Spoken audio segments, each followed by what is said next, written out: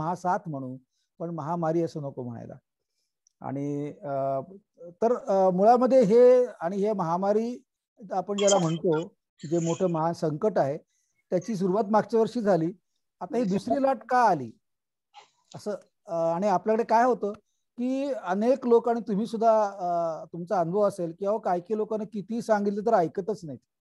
आणि आपण म्हणतो मास्क लावा, अंतर पाळा, लोक काही काही अडाणी आणि आडमुठे लोक आहेत ते ऐकतच नाहीत. आणि या अशा अडाणी आणि आडमुठे लोकांमुळे आता सगळ्यांना भोगायची पाळी आली आहे असं आपल्याला वाटतं. पण मला एवढं सांगायचं की ते निम्म आधी खरं आहे. खरंच आहे की लोकांना असे काही लोक आहेत की समजून सांगून सुद्धा नाही नाही कोरोना म्हणजे नुसती अफवा आहे, हे काही नाहीये, हा सगळा खेळ आहे, असं काही वेडवाकडं एका अर्थाने मूर्खासारखं बोलत राहणं. आणि आता मी कुठे काय मास्क लावलं, मला कुठे काय होत नाही असं म्हणत हिंडणारे लोक सुद्धा आपल्याकडे दिसतात. पण हा जो एक प्रकारचा जो बेजबाबदारपणा आपण ज्याला म्हणू, तो बेजबाबदारपणा आपल्या पुढे का एवढा मोठ्या प्रमाणात आहे याचं एक कारण असं की आपले नेते सुद्धा अनेक बाबतीमध्ये बेजबाबदारपणे वागलेले आहेत. म्हणजे तुम्ही आपल्या स्थानिक पातळीवरच्या निवडणुका घ्या, नंतर लग्न समारंभ घ्या, स्थानिक कार्यक्रम घ्या वेगळ्या प्रकारची, या सगळ्या कार्यक्रमामध्ये बऱ्याचशा नेत्यांनी जे काही पथ्य पाळायला पाहिजे होती की मास्क लावणं, अंतर ठेवणं, गर्दी न करणं, बंद हॉलमध्ये गर्दी न करणं, ही काही कोणी पाळली नाहीत. आणि तिथेच जर सगळ्या नेत्यांनी जर पक्क सांगितलं असतं की नाही आपल्याला असं नाही करायचं, मला माझ्या नातेवाईकांमधला असा समारंभ नाही करायचा आणि मी असं कुठल्याही लग्न समारंभाला किंवा वाढदिवसाला किंवा ह्याला त्याला जाणार नाही, असं जर पक्की भूमिका घेतली असेल, लोकांना सांगितलं तुम्ही घेऊ नका, तर कदाचित एवढी तीव्र लाट आली नसते असं मला वाटतं. त्याच्यामुळे बेजबाबदारपणा नक्कीच काही लोकांचा आहे, पण त्याचबरोबर त्याचा आदर्श कोणी घालून दिला. आपल्याला वेस्ट बेंगालच्या, पश्चिम बंगालच्या निवडणुकीमध्ये आपले मुख्यमंत्री, आपले प्रधानमंत्री, आपले गृहराज्यमंत्री मोठमोठ्या सभा घेत आहेत, गळ्यामध्ये मास्क नावाला सुद्धा सुद्धा लावत नाहीत. आणि मोदीजी तर काहीतरी 15-17 एप्रिलच्या सभेमध्ये एवढी लाखाची सभा मी कुठे बघितली होती म्हणून अति समाधान आहे सगळ्या सभेकडे नजर फिरवत आहेत. हा सगळ्याचा काय गोंधळ चालला होता आणि त्यातला कुठलाच पक्ष अपवाद नाही. म्हणजे तू नाही, तू हे सरकारला आणि राज्यकर्त्या पक्षाला मी जास्त दोष देतो, कारण त्यांच्याकडे जास्त जबाबदारी आहे, सत्ता त्यांच्याकडे आहे, त्यांनी आदर्श घालून द्यायला पाहिजे. तर चुकीचे आदर्श त्यांनी घालून दिले. कुंभमेळ्याला केंद्रीय सरकारने आणि तिथल्या राज्य सरकारने परवानगी दिली, दिली, ते आणि आता फक्त कुंभमेळ्यापुरतं नाहीये. तर हे सगळं याचा सुद्धा खूप मोठा भाग आहे, नंबर एक. नंबर दोन, आपल्याला हेही लक्षात घेतलं पाहिजे की त्या व्हायरसमध्ये काही बदल झालेला आहे. तुम्ही शब्द ऐकला असेल म्युटंट, आणि तो बदललेला आहे. आणि काही प्रमाणामध्ये सगळे व्हायरस नाही बदललेले, पण आता आपल्याकडे जे व्हायरस फिरतोय त्यातले हे नवीन पिढीचे म्हणू आपण ते व्हायरस आहेत, आणि ते जास्त पसरणारे आहेत, म्हणजे ते जास्त मारणारे नाही आहेत. म्हणजे 100 आजारी पडले तर त्यातला खरं म्हणजे एकच दगावतो, असं खरं गणित आहे. आपण घाबरतो, भीती वाटते, खरं आहे, आणि खूप लोक दगावत आहेत. पण प्रत्यक्ष तुम्ही जर आकडेवारी बघितली तर जे कोणी आजारी पडतील त्यातले एक दोन लोक दगावतात, असं प्रमाण खूप कमी आहे. आणि ते प्रमाण काही वाढलेलं नाहीये या व्हायरसच्या बाबतीमध्ये. प्रमाण का वाढलेलं आहे याचं कारण आपल्याकडे तयारीच नाही, ऑक्सिजन सिलेंडर बरोबर नाहीत, हॉस्पिटलमध्ये बेड नाहीये, डॉक्टर नाहीयेत, कर्मचारी कमी आहेत, असं तसं. परंतु प्रत्यक्ष तो व्हायरस काही जास्त आपण ज्याला म्हणू मारक आहे अशातला भाग नाही, पण तो पसरणार आहे म्हणून सुद्धा वाढली. आणि तिसरं कारण आपण एक लक्षात घेतलं पाहिजे की कुठल्याही साथीबद्दल असं असतं, म्हणजे तुम्ही पूर्वीच्या काळी 20 वर्षापूर्वी गौराची साथ लहान मुलांमध्ये नेहमीची, अजून कांजण्याची साथ मधून मधून येते, 10 वर्षापूर्वी स्वाईन फ्लूची साथ आली, ही सुद्धा साथ अशाच प्रकारचा एक विषाणू आहे, हा अधिक जास्त घातक आहे. पण कुठल्याही साथीमध्ये काय होतं, साथ येते, टोकाला पोचते आणि ओसरते. जसं एखादा पूर आला नदीला की तो एका मर्यादेपर्यंत वर चढतो आणि खाली उतरतो, तसंच ते साथीचं असतं. आता ही साथ कशी आहे की ही सगळ्या लहान मुलांना काय, मोठ्या माणसांना, म्हाताऱ्यांना, सगळ्यांना ती त्यांच्यावरती हल्ला करते, कारण हा पहिल्यांदाच हा विषाणू आपल्या जगामध्ये आलेला आहे. गौऱ्याचं कसं होतं की गौराचं म्हणा, कांजण्याचं म्हणा, ते विषाणू पूर्वी आपल्या लहानपणी आपल्या शरीरावर हल्ला करून गेलेले आहेत, आणि त्याच्यामुळे आपल्याच्या शरीरामध्ये, मोठ्या लोकांच्या शरीरामध्ये प्रतिकारशक्ती निर्माण झालेली आहे. परंतु म्हणजे सगळ्याच लास, तुम्ही कांजिण्या घ्या, गोवर घ्या, इतर कुठल्याही साथी घ्या, ज्याच्यामध्ये मागच्या वर्षी 4 वर्षापूर्वी साथी येऊन गेलेल्या आहेत, त्याच्यामुळे त्यातून तावून सुलाखून पडलेले जे लोक असतात त्यांना पुढच्या वेळेस त्याचा नाही त्रास होत.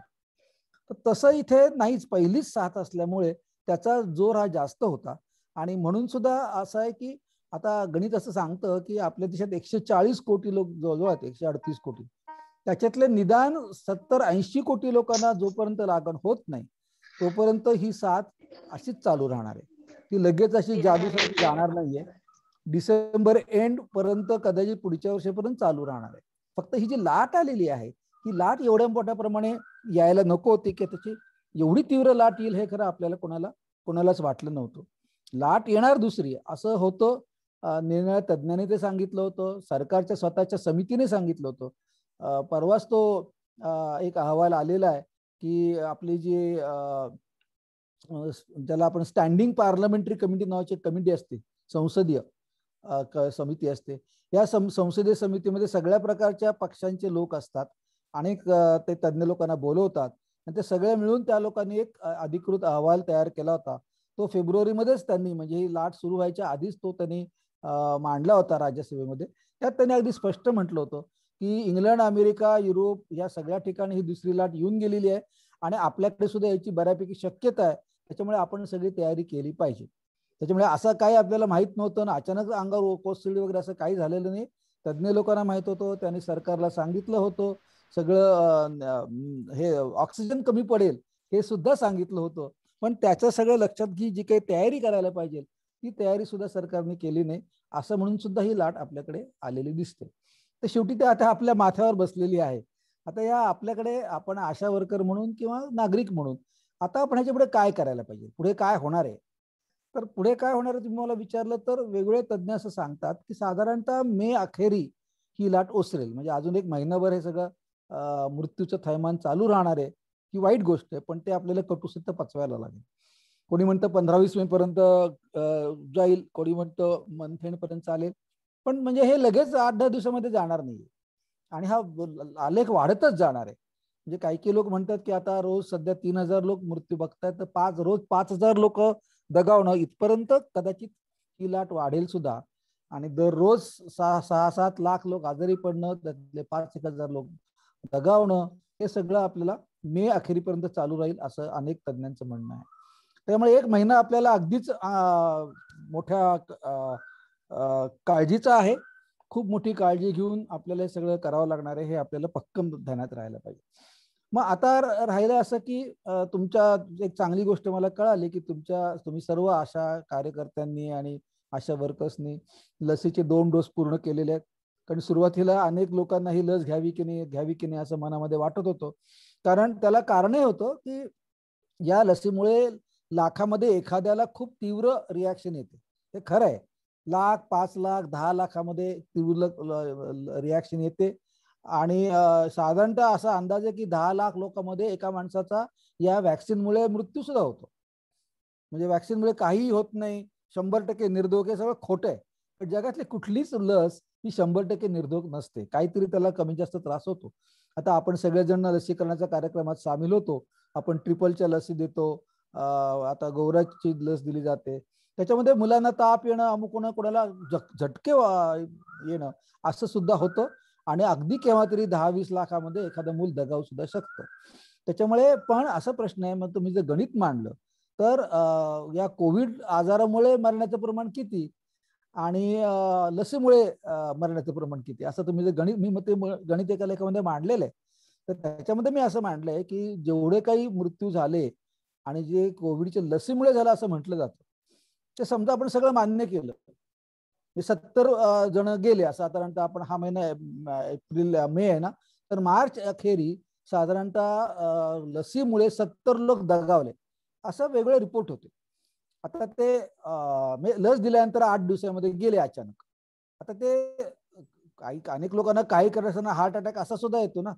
त्याच्यामुळे तो असाच हार्ट अटॅक आला असाच हे काही कळायला मार्ग नाही. त्याला खूप खोलात तपशिलात जावं लागतं आणि सरकारने ते जाऊन ती जी माहिती ती लोकांपुढे मांडली नाही, लपवाछप्पी केली. त्याच्यामुळे मी म्हणतो की ठीक आहे, जे कोणी 70 लोक गेले लस दिल्यानंतर एक 8 दिवसामध्ये. ते सगळे किंवा लोकांना संशय आहे की हा माणूस लसीमुळेच गेला.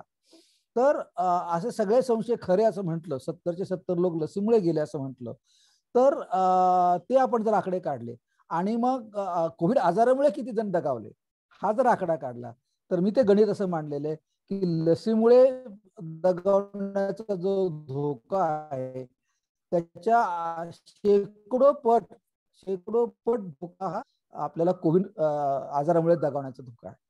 त्याच्यामुळे मला जर कोणी विचारलं, ज्यांनी मला विचारलं की तुम्ही लसचं काय करू, मी घेऊ का नको, मला जीवाची भीती वाटते, म्हटलं तुम्हाला खरोखर जीवाची भीती वाटते ना, तर मग कोविड आजाराची भीती बाळगा आणि लस घ्या.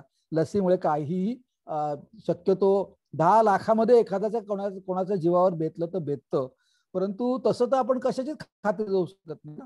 आपण रस्त्यावरून चाललोय, बस स्टॉपला उभे ना, आपल्या अंगावर बसगाडी गेली, बस स्टॉपवर उभं असताना सुद्धा अंगावरून वाहनं जाणं आपल्याला आपण बघतो. तुम्ही रस्त्यावर व्यवस्थित चालन, कोणतरी स्कूटरवाला येऊन आपल्याला उडवू. म्हणजे असं आयुष्याचं 100% कधीच आपल्याला खात्री देता येत नाही. त्याच्यामुळे तेव्हा मी म्हणायचो की लस द्या. पण आता एक मला चांगलं वाटलं की काही आशांनी, काही डॉक्टरांनी सुद्धा लस घ्यायचं नाकारलं होतं सुरुवातीच्या काळामध्ये. पण नंतर मला कळालं की सगळ्या आशांनी आणि बऱ्याचशा आपल्या कर्मचाऱ्यांनी, डॉक्टर्सनी महाराष्ट्रामध्ये तरी लस घेतलेली आहे. त्याच्यामुळे पण ते तुम्हाला सांगतो की लस घेतली की आपल्याला अजिबात कोविड होणार नाही असं समजू नका. कारण 2 कारणं अशी आहेत की एक म्हणजे हे कटू सत्य आहे की लस 100% परिणामकारक नाही. म्हणजे 100 लोकांना जर लस दिली आपण, 2 डोस व्यवस्थित घेतले, त्यातल्या 80 लोकांच्या अंगात चांगली प्रतिकारशक्ती येते, पण 20% लोकांच्या अंगात प्रतिकारशक्ती येत नाही. आता यात लसीचं काय, हे लसीची मर्यादा आहे. आणि त्याच्यामुळे असे 100 लोक, जेव्हा तुम्ही 100 लोकांना लस टोचता, त्यातले 20 लोकांना लसीची आजार होण्याची शक्यता राहते.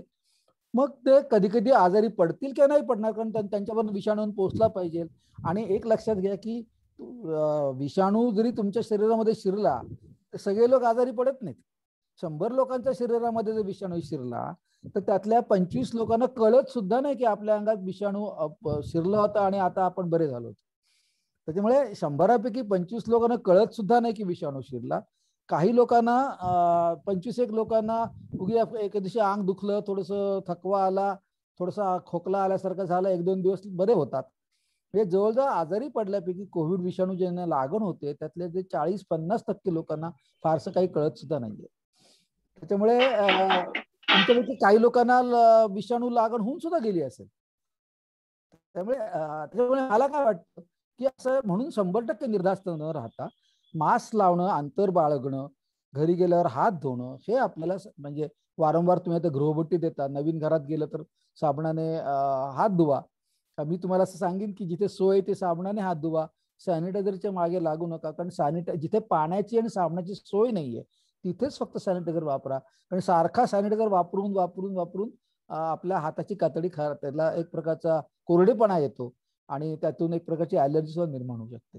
पण समजा तर तुमच्याकडे साबण पाणी तिथे उपलब्ध असेल, तुम्ही ज्यांच्या घरी जाता ते देतात, आनंदाने देतील. तुम्ही म्हटलं ताई जरा मला थोडंसं साबण पाणी द्या, मला हात धुवायचा आहे, तर कोणी नाही, शक्यतो का आपल्याकडे कोणी नाही म्हणणार नाही. किती एवढंसं अर्ध भांडं आपल्याला पाणी लागतं. तर ह्या ज्या पद्धत तुम्ही जर पाळलेत, मास्क लावला, अंतर पाळलं आणि घराबाहेर जाताना आणि वारंवार हात धुतले आणि नाकाला हात लावायचा नाही. नाकाला हात लावला की विषाणू जिथे जिकडे तुम्ही आता समजा कोणाचा रजिस्टर हातामध्ये घेतलं, त्या रजिस्टरवर थोडे विषाणू पडले असतील ते तुमच्या हाताला लागतात. पण जोपर्यंत तुम्ही तो हात नाकाला लावत नाही तोपर्यंत तुमच्या उडून उडून तुमच्या नाकापर्यंत पोहोचत नाहीत.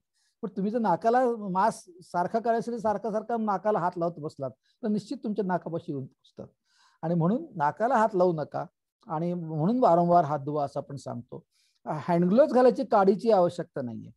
आणि मी सतत आणि आमच्यासारख्या माझ्याबरोबर इतर अनेक तज्ज्ञ डॉक्टर ते सांगत आलेले आहेत की आपल्याला ऑपरेशन करताना हँडग्लोव्ज घालणं वेगळं, परंतु पेशंटला म्हणजे कुठल्याही घराला गृहभेटी देताना किंवा पेशंटची तपासणी करताना किंवा इतर बाकी सगळ्या कामामध्ये जिथे सुईचा संबंध येतो तिथे इंजेक्शनच्या वेळेस हँडग्लोव्ज वगैरे वापरतात. परंतु नाहीतर खरं हँडग्लोव्ज वापरायचा काही उपयोग नाहीये. कारण प्रश्न असा आहे की तुम्ही हँडग्लोव्ज वापरल्यानंतर काय होईल, तुमच्या कातडीला विषाणू लागणार नाही, पण तुमच्या हँडग्लोव्जला लागेलच ना. आणि मग तो जर तुम्ही हँडग्लोव्हचा हात नाकाला लावला तर तुमच्या नाकात विषाणू जाते. त्याच्यामुळे मुद्दा हा नाकाला हात न लावण्याचा आहे. पण जिथे आपल्याला ऑपरेशन करायचंय, वाळणपण करायचंय, असं काही करायचंय, त्या ठिकाणी वेगळी गोष्ट आहे. त्याच्यामुळे अजिबात त्या हँडग्लोव्ज वापरायला खूप त्रासदायक असतो. हाताला घाम येतो, त्याची स्वच्छता पाळणं जमत नाही आणि उगीच त्याचा कचरा होतो सारखा. त्याच्यामुळे अजिबात त्या हँडग्लोव्हची गरज नाहीये, हे तुम्ही कृपया लक्षात घ्या. त्याच्यामुळे एक लक्षात घ्या की तुम्ही सगळ्या लोकांनी जी काही लस घेतली असेल त्याच्यामुळे तुम्हाला चांगलं प्रोटेक्शन मिळेल. चांगलं प्रोटेक्शन ह्याचा अर्थ काही लक्षात घ्या की 100पैकी 80 लोकांना चांगलं संरक्षण मिळतं. म्हणजे काय होतं, म्हणजे कोविडची लागण होत नाही असं नाही, किंवा कोविडचा आजार होत नाही असं नाही, पण तीव्र आजार आणि मृत्यू ह्याच्यापासून मात्र 100% संरक्षण मिळतं. आणि तेच आपल्याला पाहिजे ना. कोविडच्या आजारामध्ये जर तुम्हाला एखाद दुसरा दिवस अंग दुखलं, नाकाला पाणी आलं, थोडा खोकला आला 2-4 दिवस, तर असं आपल्याला सारखं सर्दी खोकले होत असतात वेगवेगळ्या लोकांना. त्यामुळे त्याला आपण घाबरत नाही. एवढी मोठी घबराट का पसरलेली आहे की कोविडमुळे माणूस दगावू सुद्धा शकतो. आणि हे अगदी पक्क सिद्ध झालेलं आहे की कोविडची लस घेतली आणि त्याने जर तुम्हाला पूर्ण प्रोटेक्शन मिळालं असेल, 2 डोसेस घेतले असेल तुम्ही आणि 2 डोस घेतल्यानंतर 10 दिवस थांबला असाल, तर तुम्हाला कोविड पासून दगावण्याची शक्यता नाही. हे अगदी तुम्हाला पक्क आपण सांगू शकतो. त्याच्यामुळे मला तुमचं अभिनंदन करायचंय की तुम्ही सगळ्या लोकांनी कोविड घेतलेलं आहे आणि तुमच्यापैकी कोणीही कोविडमुळे आम्हाला सोडून जाणार नाही. आमच्यासारखे म्हातारे पहिले जातील, मग तुमच्यासारख्या तरुण बायका नंतर जातील. तर हे कृपया तुम्ही जरूर लक्षात घ्या. मग आता तुमच्या पुढे शंका असेल की ठीक आहे, आम्हाला मृत्यूचं नाही आम्हाला धोका आता, पण शेवटी आम्हाला कोविड होऊ शकतो किंवा पेशंटलाही वेगळं, तर मग आता टेस्ट कुठली करतात? तर तुम्ही सगळे लोकांनी टेस्टिंग मध्ये सहभाग घेतलेला आहे, मला माहिती आहे. पण मला असं कळलं की त्याच्या मागचं शास्त्रीय कारण काय आहे. ही अँटीजन टेस्ट ज्याला म्हणतो आपण, रॅपिड टेस्ट, आणि ही ज्याला RT-PCR म्हणतात, ती टेस्ट. म्हणजे अशा 2 टेस्ट आहेत ना. नाकातच आपण घशामध्ये काडी घालतो, तुम्ही ते काम केलं असेल, पण एकीचा रिपोर्ट तुम्हाला अर्ध्या तासामध्ये मिळतो आणि दुसरीचा रिपोर्ट आपल्याला दुसऱ्या दिवशी किंवा 2-4 दिवसांनी मिळतो.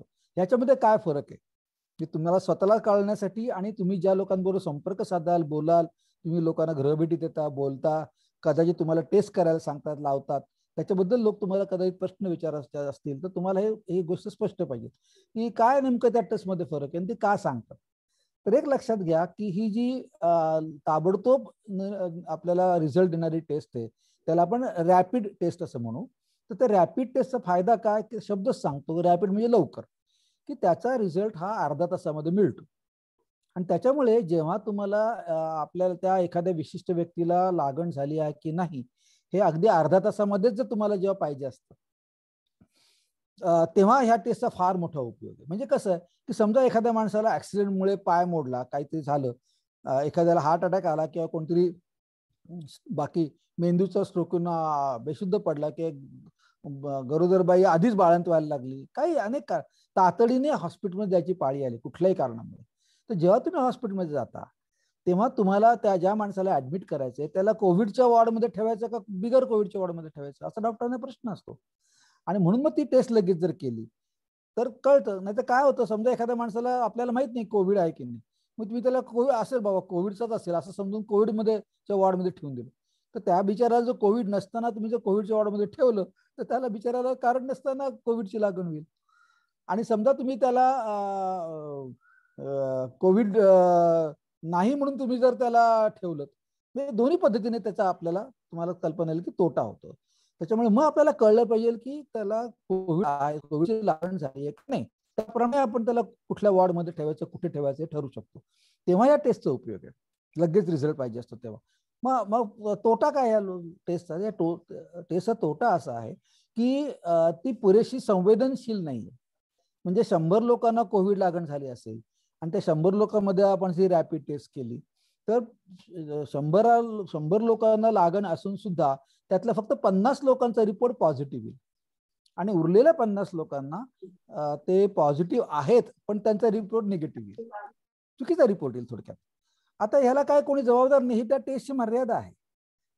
त्यामुळे हे लक्षात घेतलं पाहिजे की जेव्हा आपल्याला वेळ आपल्या हातामध्ये आहे, की आत्ताच्या आत्ता अर्ध्या तासामध्ये आपल्याला कोविड आहे की नाही कळायची गरज नाही, तेव्हा अर्थातच दुसरी जी टेस्ट आहे तो तीच स्वॅब घेऊन आपण वेगळ्या टेस्टसाठी पाठवतो मुख्य केंद्राकडे, RT-PCR म्हणतात, आणि त्याचा रिपोर्ट 1 किंवा 2 दिवसांनी मिळतो. त्या टेस्टचा फायदा असा की ती खात्रीलायक आहे, म्हणजे पहिल्या टेस्टपेक्षा जास्त खात्रीलायक आहे. त्यात त्यांनी सांगितलं की नाही तुमचं निगेटिव्ह आहे म्हणजे खरंच निगेटिव्ह आहे. अर्थात हे सुद्धा 100% खरं नाहीये. म्हणजे असं आहे की 100 लोकांना कोविडची लागण झालेली आहे, त्या 100 लोकांमध्ये आपण ज्या 100 लोकांमध्ये जर हे तपासणी केली कोविड RT-PCRची, तर त्यातले 30 लोक असे निघतात की ज्यांना ते पॉझिटिव्ह असून सुद्धा निगेटिव्ह रिपोर्ट येतो. आता काय करणार त्याला? म्हणून 100% म्हणजे एवढं सगळं ऐकल्यानंतर आपण काय लक्षात ठेवायचंय की कोविडचा रिपोर्ट जर पॉझिटिव्ह आला तर निश्चित त्या माणसाला कोविड आहे. त्याला काय म्हणजे त्याच्यामध्ये काय गोंधळ मनामध्ये ठेवता, नक्कीच त्याला कोविड आहे. पण जर निगेटिव्ह रिपोर्ट आला विशेषतः अँटीजेनचा, तर आपण त्या एका टेस्टवर अवलंबून राहत नाही. त्याच्यामुळे ज्याचा कोणाचा रॅपिड अँटीजेनचा टेस्ट रिपोर्ट निगेटिव्ह येतो त्या माणसाला आपण परत RT-PCR करायला सांगतो आणि मग त्याचा रिपोर्ट काय होतो तो बघतो. नंबर दोन नुसती ही स्वॅब टेस्ट न करता, त्याचबरोबर मग कधी कधी आपल्याला असं वाटलं की रिपोर्ट मात्र निगेटिव्ह आहे का, अँटीजेनचं निगेटिव्ह आहे, RT-PCRचं निगेटिव्ह आहे, पण पेशंटला दम लागलेला आहे. पेशंटला त्याच्या एका माणसाच्या बायकोला कोविड झाला होता, तर मग आपल्या नवऱ्याला होणारच ना कोविड. त्याच्यामुळे घरातल्या लोकांना कोविड झाला तर ह्याला असण्याची शक्यता असतेच मुळे. त्याच्यामुळे आपल्याला जर इतर लक्षात आले की ह्या माणसाला कोविड असण्याची शक्यता बऱ्यापैकी आहे, पण रिपोर्ट मात्र निगेटिव्ह सांगतो, तर मग डॉक्टर काय म्हणतात की एक्सरे काढा, CT स्कॅन करा, बाकी सगळ्या गोष्टी बघा, ऑक्सिजन सॅच्युरेशन बघा. हे सगळं बघितल्यानंतर मग ते निदान करतात जरी ह्याची टेस्ट निगेटिव्ह असली तरी या व्यक्तीला कोविड आहे आणि त्याप्रमाणे त्याला कोविडचे उपचार देणं, ऑक्सिजन लावणं, जे काही हॉस्पिटलमध्ये करायचं असतं ते त्यांना करायला सांगतात. त्याच्यामुळे कोविडच्या टेस्टचा असा उपयोग आहे. आणि कदाचित तुम्हाला आशा वर्कर म्हणून किंवा तुमच्या सहकाऱ्यांना वस्तीमध्ये जाऊन कधी कधी कोविडची टेस्ट करायला सांगतात. मग तुम्ही म्हणाले की वस्तीमध्ये कशाला सगळं करायचं, ह्याचं कारण कदाचित तुम्हाला सांगितलं गेलं असेल की जेव्हा एखाद्या वस्तीमध्ये खूप केसेस सापडतात, त्याच्यामुळे मग प्रयत्न काय असतो की आज म्हणजे 5 घरात सापडले तर 5च्या 5 घरामध्ये टेस्ट पॉझिटिव्ह निघाली आणि तिथे 25 घर आहेत. मग आता त्या प्रत्येक माणूस आजारी पडणार आणि मग तो तुमच्याकडे टेस्टिंगला येणार, असं कशाला वाट बघायची. त्या सगळ्या 25 जवळपासच्या 25 घरांमध्ये तुम्ही जा, त्यांच्या नाकामध्ये काडी घालून त्याचं स्वॅब घ्या आणि त्याचं तिथल्या तिथे रॅपिड अँटीजेन टेस्ट, तातडीची टेस्ट करा असं सांगतात. फायदा काय असतो की त्यातले जे कोणी पॉझिटिव्ह सापडतील त्यांना तुम्ही लगेच म्हणता की अरे तू पॉझिटिव्ह आहेस, तुला इतरांपासून दूर राहायला पाहिजे. आणि त्यांच्या घरामध्ये तेवढी जागा नसेल तर त्यांना एखाद्या चांगल्या कोविड केअर सेंटरमध्ये की जिथे चांगली व्यवस्था आहे, किमान चांगलं स्वच्छ साधं जेवायला मिळते, पाण्याची, संडासची, आंघोळीची वगैरे सगळी व्यवस्था आहे, अशा ठिकाणी त्याला तुम्हाला हलवलं पाहिजे. आणि केरळमध्ये त्यांनी असं केलं बघा. डाव्या विचार सरकार जे आहे ते फार चांगल्या पद्धतीने अशा कोविड पॉझिटिव्ह लोकांची व्यवस्था केली होती. ज्यांना त्यांच्या घरामध्येच बाजूला राहणं शक्य आहे त्यांना मी समजून सांगितलं की आता कोणी असेल तुम्ही पडवीमध्ये राहा, घराच्या आत येऊच नका, मास्क लावा आपल्या नाकाला सतत, आणि इतर सगळी पथ्य आपण जी सांगतो ती पाळायला पाहिजे. तुमचं ताट भांडी सगळं वेगळं ठेवा, घरामध्ये एकत्र जेवायला बसू नका, एकत्र टीव्ही बघायला बसू नका, असं सगळं सांगितलं जातं. आणि जर तुमचं घर लहान असेल आणि जास्त माणसं असतील तर तुम्हाला कोविड केंद्रामध्ये ते केरळमध्ये घेऊन जायची त्यांनी व्यवस्था केली. महाराष्ट्रामध्ये काय झालं की कोविड केंद्र त्यांनी काही ठिकाणी काढली सुद्धा, फार कमी काढलेली आहेत, आणि तिथे चांगली काही ठिकाणी व्यवस्था नाही आणि लोकांच्या अफवा सुद्धा पसरल्यात की ते कोविड केंद्राचं काही खरं नाही, तिथे असा हाल होतात, तिथे तसं करतात, अमुक करतात. तर आपला म्हणजे आपला आशा वर्कर युनियन आणि इतर सगळ्या आपल्या कर्मचारी संघटनेने दबाव निर्माण केला पाहिजे. आम्ही प्रयत्न करतोय की सगळी चांगली कोविड केंद्र ही सरकारने काढली पाहिजेत. तिथे किमान बरं जेवण मिळालं पाहिजे, खायला प्यायला मिळालं पाहिजे, आंघोळीची सोय पाहिजे, संडासची पाहिजे, स्त्री पुरुषांची वेगळी पाहिजे, हे जे काही करायला पाहिजे. आणि तिथे कोणतरी साधा नर्स तरी पाहिजे की जी नुसतं तिथे जाऊन राहायचं नाहीये, तिथे देखरेख सुद्धा करायची. जो कोणी कोविडचा पेशंट आहे त्याला सौम्य लक्षणं आहेत, आता तुमच्या ओळखीतले जो कोणी असेल, तुमच्या वस्तीतले कोणी असतील, तर त्याला जर काही त्रास जर नसला, चांगली गोष्ट आहे की त्याला काही त्रास नाहीये, सौम्य आजार आहे पण तो पॉझिटिव्ह आहे, मग त्याला वेगळं राहायला सांगा. आणि मग मात्र त्याच्यामध्ये काही गंभीर लक्षणं येतात का हे बघितलं पाहिजे. कारण काय होतं, बऱ्याचशा कोविडच्या रुग्णांमध्ये पहिले 5-6 दिवस फारसा काही त्रास होत नाही, विशेषतः आपण म्हातार लोकांबद्दल 45च्या नंतरचं बघू किंवा डायबिटीस वाले बघू. होतं काय की 4-5 दिवसात काहीच फारसा त्रास होत नाही, थोडासा ताप राहतो, बद्ध होतो. काही लोकांचं मात्र ताप चालूच राहतो, ताप पूर्णपणे जातच नाही.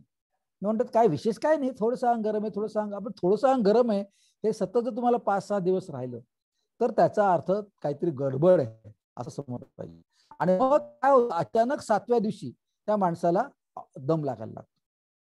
त्याच्यामुळे कोविड सेंटरमध्ये किंवा घरामध्ये तुम्ही जर एखाद्या माणसाला, पॉझिटिव्ह माणसाला जर वेगळं राहायला सांगितलं तर त्याच्याकडे लक्ष द्यावं लागतं, की त्याला नंबर 1 कागद करायचा, तारीख लिहायची, की सकाळी आणि संध्याकाळचा ताप बघायचा.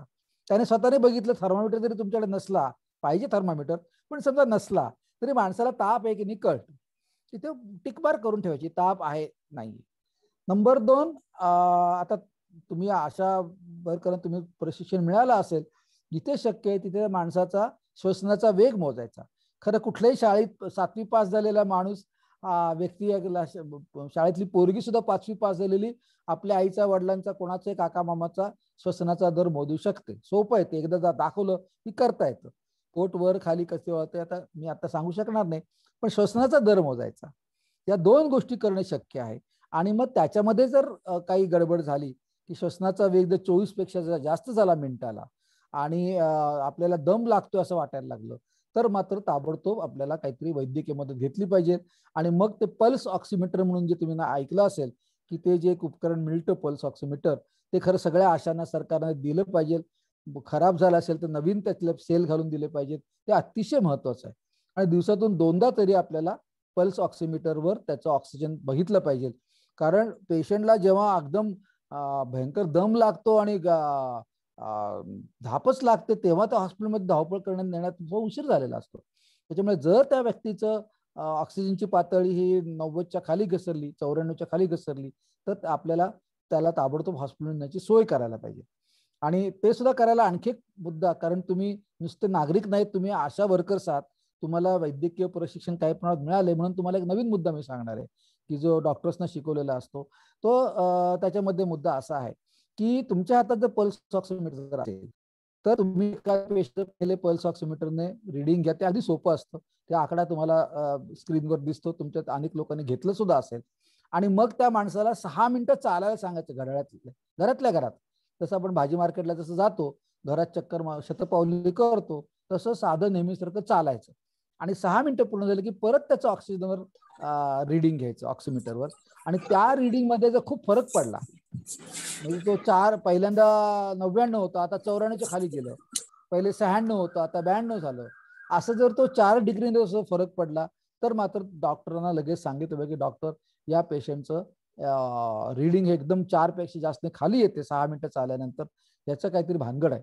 तर मग पुढे काय डॉक्टर करायचे तुम्हाला करतील. दुसरा आणखी एक नवीन मुद्दा त्याच्यामध्ये, म्हणजे हे जे आपण जे मागणी करतो आता ह्या कोविडच्या साथीला कसं तोंड द्यायचं, अशी जे आम्ही जनराव गेबेंतर्फे मागणी पत्र तयार केलेले आहे, त्याच्यामध्ये हा मुद्दा घातलेला आहे. प्रत्येक वस्तीमध्ये सोय करा तुम्ही की तिथल्या आशा वर्कर्सना किंवा तिथले जेवढे आरोग्य कर्मचारी असतो त्यांच्याकडे ऑक्सिमीटर द्या आणि त्यांना त्या पेशंटचा ऑक्सिमीटर तुम्ही त्या पेशंटच्या घरी ठेवायला हरकत नाही. आणि दिवसातून काय 2दा त्यांना जाऊन भेटायची गरज नाही, सगळं बघता येईल. आणि लोक अशा वेळेस खूप चांगलं सहकार्य करतात, जबाबदारीने वागतात. त्यातल्या तरुण एखाद्या शिकलेल्या मुलीला कागद दिला आणि जवळच्या घरातल्या जे कोणी आजारी त्यांचं तेवढं नाव आणि त्याचं टेम्परेचर आणि त्याचं ऑक्सिजनचं रिडिंग किती ते सांगा म्हटलं तर अगदी मुलं व्यवस्थित जबाबदारीने करतील. कोणाला तरी एका मुलीवर जबाबदारी द्यायला पाहिजे, कोणावर तरी किंवा पालकावर देता येईल. तर हे तुम्ही करू शकता जर सरकारने तुम्हाला तसे पल्स ऑक्सिमीटर व्यवस्थित दिले तर. त्याच्यामुळे कसं होतं की मग वेळच कळतं की ह्या माणसाचा काहीतरी गडबड चाललेली आहे, त्या माणसाला काहीतरी आपण मदत करायला पाहिजे, डॉक्टरला दाखवलं पाहिजे. दुसरं एक सरकारने करण्याजोगं आहे, कारण ह्या ज्या केसेस भयंकर वाढत आहेत ना, त्याच्यामुळे कसं होतं की हॉस्पिटल लागणाऱ्या केसेस जर आपण कमी केल्या आणि ते वेळेवर केल्या, त्याला श्वास लागला, अखेर धाप लागला, त्याला वाचवणं अवघड जातं. पण सुरुवातीला जर तुम्ही त्याला मध्ये नेलं तर त्याला काहीतरी चांगलं उपचार करून त्याचं सगळं आपल्याला कंट्रोलमध्ये आणता येतं. तर ते आपण जे सुद्धा ऐकतो की डायबिटीस वाल्या लोकांना जास्त धोका आहे. म्हणजे काय होतं की ज्या लोकांना डायबिटीस आहे त्यांना जर कोविड झाला असेल तर त्यांची शुगर एकदम वाढते आणि शुगर वाढल्यामुळे जे वेगळे गुंतागुंती होतात ते त्या माणसामध्ये व्हायला लागतं. आणि म्हणून तुम्ही त्याला शुगर वाढली की नाही हे आधी कळलं पाहिजे. आता तुम्हाला माहिती आहे, तुमच्यातलं काही अशांना मला वाटतं शिकवलं असेल की त्या ग्लुकोमीटरवर शुगर कशी बघायची. नसेल तर शिकवायला अगदी सोपं आहे, काहीच अवघड नाही. तर सरकारने तुम्हाला ग्लुकोमीटर द्यायला पाहिजे. आणि मी तर म्हणतो की वस्तीमध्येच देऊन टाकायचं. काय की इथे आपल्या सामाजिक संघटना आहेत ना, त्यांनी ते काम केलेलं की वस्तीमध्येच ग्लुकोमीटर देऊन टाकायचं आणि जबाबदार माणसाच्या हातामध्ये द्यायचा. आणि ग्लुकोमीटर रिडिंग कसं घ्यायचं ते सांगायचं. ते सोपं असतं, अवघड नसतं. त्याला खर्च काही फारसा येत नाही. म्हणजे सरकारने जर विकत घेतलं ग्लुकोमीटरच्या स्ट्रीप तर 10-10 रुपये सुद्धा 5 रुपयाला मिळतील. बाहेर कंपनी 25 रुपयाला मिळतात. आणि डॉक्टर लोक ते तपासणीचे 100 रुपये घेतात. पण म्हणजे सरकारने केलं तर हे अशा गोष्टी अनेक सोप्या आहेत. त्याच्यामुळे मी असं म्हणेन, जे कोणी 40 वर्षाच्या पेक्षा मोठे व्यक्ती आहेत, वय ज्यांचं वाढलेलं आहे, अशा सगळ्या लोकांचं, मी तर म्हणतो सगळ्याच लोक, ज्याला कोणाला कोविड झालेला आहे त्याचं सगळ्यांचं आपल्याला ऑक्सिमीटरने पल्स रिडिंग घेणं आणि शुगर तपासणं हे करायलाच पाहिजे. आणि ते कागदावर लिहून ठेवलं पाहिजे. कारण असं जर आपण केलं आणि त्याच्यातून जर आपल्याला लक्षात आलं की हा माणूस घसरतोय, तर त्याला वेळेवर आपण शुगर वाढून त्या कोमामध्ये जायच्या आधीच आपण त्याला हॉस्पिटलमध्ये ऍडमिट करायला पाहिजे. मी एवढं सगळं तुम्हाला सविस्तर का सांगतोय, कारण मला असं वाटतं की तुम्ही आता एवढं मिटिंगला सुद्धा तुम्ही आज आल्यात, कामधंदा सोडून, संसाराच्या सगळ्या ताणतणा सोडून, याचा अर्थ तुम्हाला किती खास वेगळा इंटरेस्ट आहे आणि तुम्ही अनेक प्रशिक्षण घेतलेली आहेत.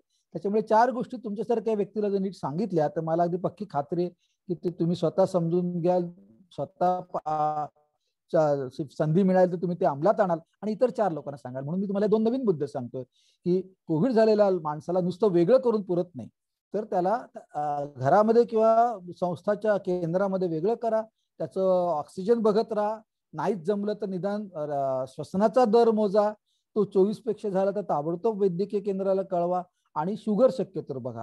आणि हे सगळं आपण समाजातल्या काही जबाबदार लोकांना बरोबर घेऊन करू शकतो.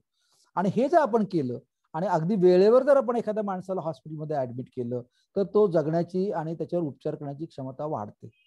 हे आपल्याला लक्षात घेतलं पाहिजे. त्याच्यामुळे आता आपल्याला प्रश्न असा आहे की कोविडची औषधं काय घ्यायची, की बऱ्याच लोकांना कोविडचं लक्षण होणार, अगदी जवळ घरटी एक माणसाला काहीतरी होणार हे तुम्ही लक्षात घ्या. सौम्य आजार होईल 80% लोकांना, पण होणार आहे. मग त्याला काय औषधं द्यायची, तर खरं सांगायचं म्हणजे मी अगदी काटेकोर शास्त्रीय अभ्यास जर केला, म्हणजे जे काही, कसं तुम्हाला काही माहित नसेल की कुठलंही औषध कुठल्याही आजारावर एखादं औषध वापरायचं जेव्हा असेल तेव्हा एक अतिशय पद्धतशीररित्या त्याची पाहणी केली जाते सुरुवातीला. म्हणजे काय, तुम्ही ऐकलं असेल तर थोडक्यात सांगतो की 100 लोक निवडायची सौम्य आजारवाली, त्यातल्या 50 लोकांना समजा आपण म्हणतो की व्हिटॅमिन सी द्या, असं म्हणतात लोक, देतात. तर 50 लोकांना व्हिटॅमिन सी द्यायचं आणि 50 लोकांना इतर काळजी द्यायची. व्हिटॅमिन सी फक्त द्यायचं नाही, त्यांना पॅरासिटामॉल द्या, इतर काय गोळ्या द्या. तर मग त्या 50 ह्या लोकांचा आपण पाठपुरावा करायचा आणि 15 दिवसांनंतर बघायचं की ज्या 50 लोकांना आपण व्हिटॅमिन सी दिलं त्यातल्या किती लोकांना लवकर बरं वाटलं.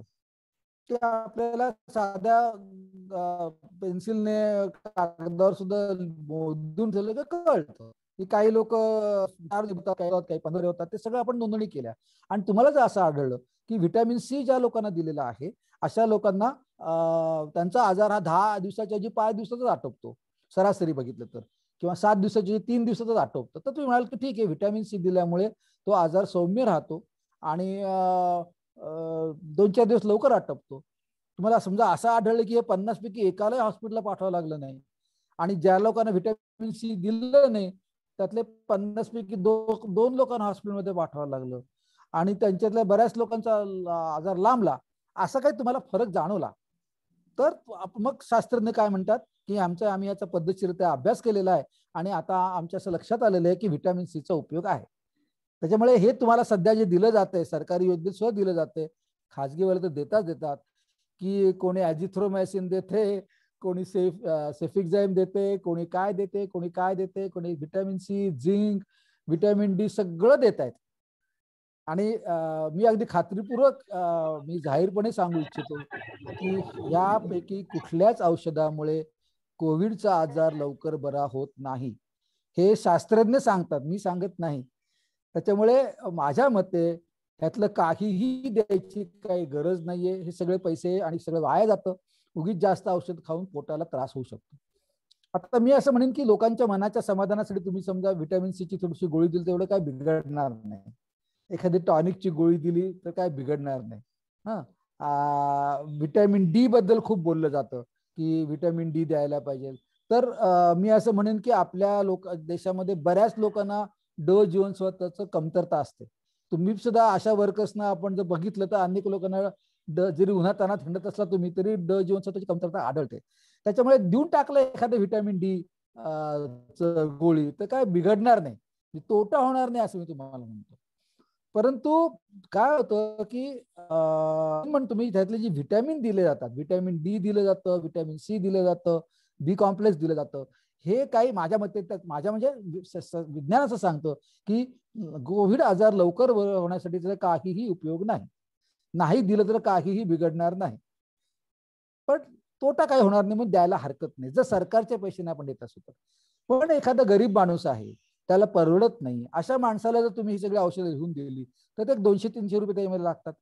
त्याला कोविडमुळे त्याचं आधीच पोटा पाण्याचं, पोरांना काय रात्री खायला घालायची अशी अडचण, विजेचं बिल थकलेलं, पैसे खिशात नाहीत, अशा लोकांवर आपण आणखी खर्च टाकण्यात काही फार नाही. त्याच्यामुळे माझं असं पक्क मत आहे, मी जाहीरपणे वारंवार सांगतो. आणि भारतातले असे अनेक डॉक्टर्स आहेत की जाहीरपणे मोठे अभ्यासू डॉक्टर्स आहेत, फार दिल्लीपासून मुंबईपर्यंत, ते सांगतात की या सगळ्या कुठल्याही औषधाचा काहीही उपयोग होत नाही. उपयोग कशाचा होतो की साध्या पॅराच्या गोळीचा होतो.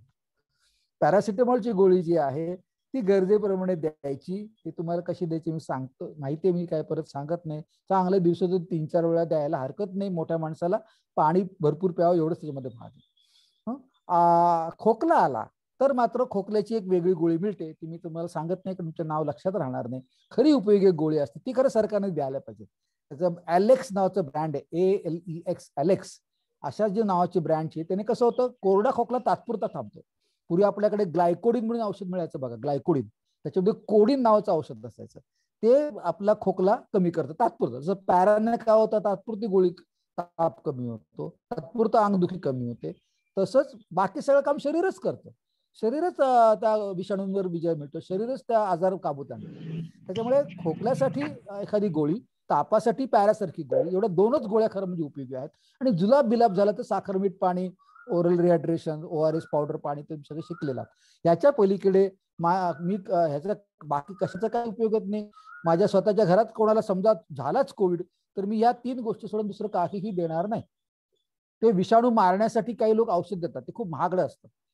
म्हणजे त्या सगळ्या औषधाचा कोर्स तुम्ही केला 10 दिवसाचा, त्याला जवळ 5,000 रुपये लागतात. फॅबी फ्लू म्हणून नावाचं औषध, ते ब्रँड आहे, तो विकला जातो, तर तो भयंकर महाग येतो, 5,000 रुपये लागतात. आणि इतरही काय काय काय लोक औषध देतात, फ्लूवीर नावाची गोळी देतात, म्हणजे विषाणू मारणारी. पण जगामधले सगळ्या शास्त्रांनी एकमुखाने सांगितलेलं आहे की कुठल्याच गोळीने विषाणू मरत नाहीत. ते प्लीज लक्षात ठेवा. आणि त्याच्यामुळे जर तुम्हाला ते काही भारी गोळ्या वगैरे मिळाल्या नाहीत, स्वतःला, तुमच्या जवळपासच्या लोकांना, तुमच्या किटमध्ये आल्या नसल्या, लोक तुम्हाला दोष द्यायला लागले, कसल्या तुम्ही काही पांढऱ्या 4 गोळ्या देतात, तर तुम्ही त्यांना नीट समजून सांगितलं, प्रेमाने सांगितलं की अहो या गोळ्यांचा काहीही उपयोग नाही. आम्हाला माझं नाव सांगा, माझं नाव अनेक लोकांना थोडंसं माहिती सुद्धा आहे. आणि म्हणा मुंबईपासून दिल्लीपासून सगळे मोठे मोठे डॉक्टर सांगतात की पॅरासिटामॉल सोडून, पॅराची गोळी सोडून बाकी कुठल्या गोळीचा काहीही उपयोग नाही. जरी तुमचे, मी जरा धाडस करून बोलतो, जरी तुमचे वरिष्ठ अधिकारी, मेडिकल ऑफिसर जर तुम्हाला सांगत असतील की आदेश देत असतील तर ठीक आहे, आदेश पाळा, तुम्हाला शेवटी नोकरी, एक प्रकारची नोकरी येते. परंतु हे शास्त्रीय सत्य हे बदलणार नाही. ती काळ्या दगडावरची रेघ आहे. बाकी सगळ्या गोळींच्यावर खर्च करू नका, एवढंच माझं म्हणणं आहे. तुम्ही काय 4 बी कॉम्प्लेक्सच्या गोळ्या वाटल्या तर मला काय वाईट वाटणार नाही, परंतु त्या गोळींसाठी मला वाटतं वेळावर खर्च करणं बरोबर नाही. आता आपण शेवटी येतो इंजेक्शनवर. ज्या इंजेक्शन बद्दल भयंकर आरडाओरडा चाललेला आहे, रेमडेसिवीर हे नाव तुम्ही ऐकलं असेल. आणि सगळे लोक, सामान्य अगदी फार आदिवासी सुद्धा शिकलेला, बिन शिकलेला माणूस म्हणतो, अहो ते कोरोनाचे इंजेक्शन का नाही देत? सरकारी केंद्रामध्ये कसलं काय, कोणी काय बघत नाही, काळजी घेत नाहीत, कोरोनाचे इंजेक्शन सुद्धा त्यांच्याकडे नाहीये. तर खरं सांगायचं म्हणजे रेमडेसिवीर नावाचं जे इंजेक्शन आहे, त्याला आपण सध्या कोरोनाचं इंजेक्शन म्हणू, त्या इंजेक्शन मुळे माणसाचा जीव वाचत नाही, हे पक्क. म्हणजे ज्या कोणाला समजा रेमडेसिवीर द्यायचा प्रयत्न केला, परवडलं नाही, मिळालं नाही आणि त्या माणसाचा जर जीव गेला, ते असं जाऊ नये कोणाचा सुद्धा, परंतु ज्याचा कोणाचा जीव जातो तो रेमडेसिवीर न मिळाल्यामुळे जात नाही. कारण रेमडेसिवीरमुळे जीव वाचत नाही. रेमडेसिवीर हे जीवरक्षक औषध नाही. हे दिल्लीतले सर्वात उच्च जे डॉक्टर्स आहेत, मुंबईतले जे सर्वात उच्च डॉक्टर्स आहेत तुम्हाला सांगतात. आणि मला माझं तेच मत आहे. मग रेमडेसिवीर उपयोग काय होतो? निश्चित उपयोग होतो. ज्या माणसाला अचानक दम लागलेला आहे, त्याचा 7वा दिवस आहे तापाचा, ताप खोकल्याचा, त्याला दम लागलेला आहे, अशा माणसाला लगेच जर तुम्ही हॉस्पिटलमध्ये नेल्यानंतर एका बाजूला ऑक्सिजन सुरू करायचा आणि दुसऱ्या बाजूला रेमडेसिवीर इंजेक्शन द्यायचं, असं जर तुम्ही केलं तर त्या माणसाचा जो तीव्रता आजाराची निश्चित कमी होते. म्हणजे समजा तो त्याला जर 7 दिवस हॉस्पिटलमध्ये ठेवावं लागलं असतं तर रेमडेसिवीर दिल्यामुळे तो त्याचं प्रमाण 7 दिवसावरून 4 दिवसावर येतं.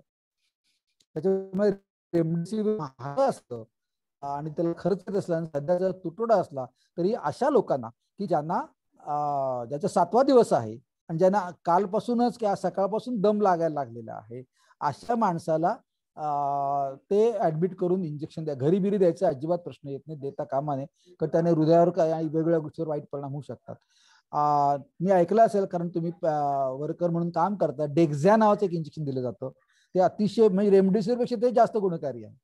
त्यामुळे रेमडेसिवीरचं इंजेक्शनच्या ऐवजी ते डेक्झा जरी नुसतं मिळालं आणि रेमडेसिवीर नाही मिळालं तरी सुद्धा तुम्हाला तुमचा जीव वाचेल आणि मात्र तुमचं त्या माणसाचं पेशंटचं दुखणं लांबत राहील. त्याच्यामुळे हा जो रेमडेसिवीरचा जो तुटवडा आहे त्याच्यामध्ये अर्थात सरकारची नाकामीच त्याला जबाबदार आहे. की आपल्याला माहित होतं की आपल्याला ही दुसरी लाट येणार आहे, त्यासाठी आपल्याला काही लोकांना तरी म्हणजे एकंदर 100पैकी 10 लोकांना रेमडेसिवीर लागणार आहे, त्याच्यामुळे तेवढे डोसेस आपल्याला उपलब्ध करायला पाहिजे. हे माहीत असून सुद्धा त्याच्यासाठी जी काही सरकार म्हणजे सोय करायला पाहिजे, कंपन्यांना बरोबर त्याच्यासाठी दबाव टाकला पाहिजे, त्यांना आदेश दिला पाहिजे, त्यांना सोय करून दिली पाहिजे, असं काहीही वेळेवर सरकारने केलेलं नाही. मग ते महाराष्ट्राचा किंवा केंद्र सरकारचा असो, त्यांच्यामुळे हे सगळे तुटवडा निर्माण. पण त्याचबरोबर ज्या लोकांना रेमडेसिवीरची गरज नाही अशा लोकांना रेमडेसिवीर द्यायचा प्रयत्न आणि अट्टहास अनेक खाजगी डॉक्टर करतात, काही सरकारी डॉक्टर सुद्धा अज्ञानातून करतात. तर त्याच्यामुळे रेमडेसिवीर तुटवडा वाढलेला आहे. म्हणजे समजा आपण समजू की 100तल्या 10 पेशंटना रेमडेसिवीरची गरज आहे, पण आता आज काय होते की 100तल्या 25 लोकांना रेमडेसिवीर मागितलं जातं. डॉक्टर लोक मागतात, मोठे मोठे डॉक्टर मागतात, खाजगी तर मागतात, सरकारी मागतात, कारण त्यात काही लोकांना पैसे मिळतात. काही लोक अज्ञानी आहेत, ते काही वाचत नाहीत, अभ्यास करत नाहीत, रेमेडोकाचे असतात, त्याच्यामुळे उगीच रेमडेसिवीरचं प्रमाण आपल्याकडे कौतुक वाढून ठेवलेलं. त्याच्यामुळे जेव्हा आपल्याला 100तल्या 10 लोकांना रेमडेसिवीर पाहिजे, तेव्हा आपण 100तल्या 40 लोकांना जर रेमडेसिवीर मागितलं तर त्याचा तुटवडा होणारच. त्याच्यामुळे आता जोरदार प्रबोधन चालू आहे. सरकारने सर्क्युलर काढले, पेपरामध्ये बातम्या येतात की रेमडेसिवीरच्या मागे लागू नका, रेमडेसिवीरचा आग्रह धरू नका. हे सगळं जे आम्ही सांगतोय, घसा फोडून सांगतोय, तर मी आता इथं सुद्धा घसा फोडून तुम्हाला सांगतोय, त्याचा काहीतरी परिणाम होईल आणि हे अकारण जी काही रेमडेसिवीरची मागणी वाढलेली आहे ती कमी होईल असे पण आशा करूया. त्याच्यामुळे ज्या रुग्णांना रेमडेसिवीर द्यायला पाहिजे त्यासाठी प्रयत्न करायला पाहिजे. हे काय तुमचं काम नाही, पण तुम्हाला माहित असायला पाहिजे की आपल्याला काय पाहिजे आणि काय करायला नको. आता शेवटचा प्रश्न असा होतो की मग आपण हे जे विलगीकरण म्हणतो ते किती दिवसांनी थांबायचं, किती दिवस माणसाने वेगळं राहायला पाहिजे. कोविड सेंटरमध्ये समजा नेलंच किंवा घरी आपण वेगळं राहिलं तर किती दिवस आपण वेगळं राहायला पाहिजे किंवा कोविड सेंटरमध्ये राहायला पाहिजे. तर त्याचा अभ्यास असं सांगतो की ज्या दिवशी तुम्हाला काहीतरी ताप खोकला सुरू झाला तो पहिला दिवस मोजा आणि त्याच्यानंतर 10 दिवस मोजा. 3 तारखेला तुम्हाला ताप खोकला सुरू कुठल्याही पेशंटला सुरू झाला तर 13 तारखेपर्यंत त्याला त्याच्या श्वासातून नक्कीच विषाणू बाहेर पडत असतात, भरपूर प्रमाणात पडतात आणि तो दुसऱ्याला आजार देऊ शकतो. पण 10 दिवसानंतर काय होतं, जर गेले शेवटचे 3 दिवस म्हणजे 3 तारखेला एखाद्या माणसाला जर हे झालं, पहिला खोकला ताप काहीतरी आला आणि त्याच्यानंतर 10, 11, 12, 13 हे 3 दिवस त्याला काहीच नाही, खोकला नाही, ताप नाही, तो अगदी ठीक आहे. म्हणजे थोडक्यात काय, त्या माणसाला सौम्य आजार आहे. असं सौम्य ज्या माणसाला आजार आहे त्याला 10 दिवसानंतर त्याच्याकडचे विषाणू संपलेले असतात आणि तो काही दुसऱ्याला आजार देत नाही. त्याच्यामुळे त्या माणसाने वेगळं राहायची गरज नाही, त्याला विलगीकरणातून घरी पाठवतात.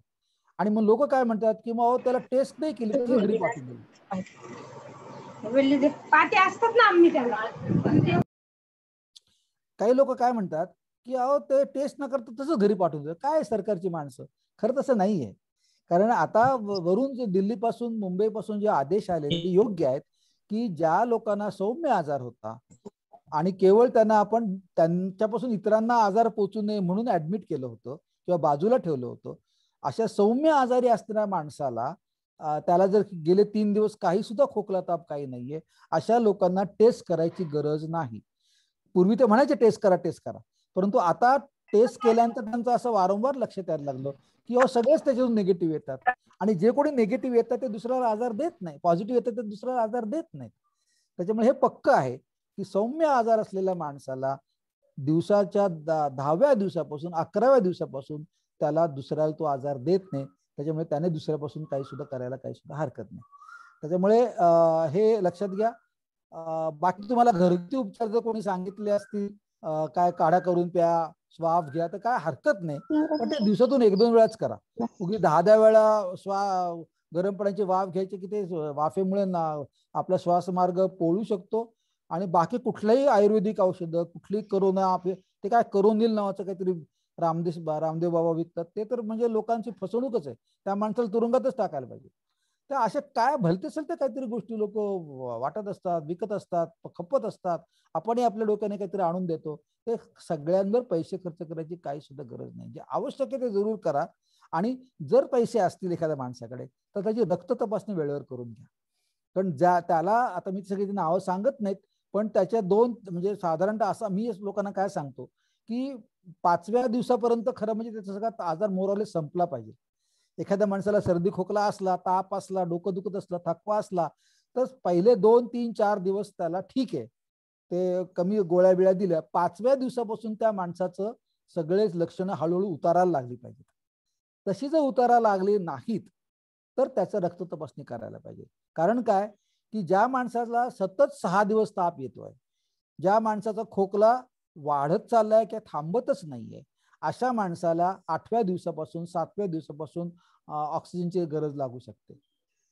मग तो अगदी ऑक्सिजनची धाप लागल्यानंतर धावपळ करण्यापेक्षा तुम्हाला 6व्या-7व्या दिवशीच कळालं की अरे बापरे, हा माणूस जरा डेंजरच्या लेवलवर चाललेला आहे, तर तुम्ही त्या रक्त तपासणीतून आपल्याला कळू शकतो की एखाद्या माणसाला हार्ट अटॅक येतो.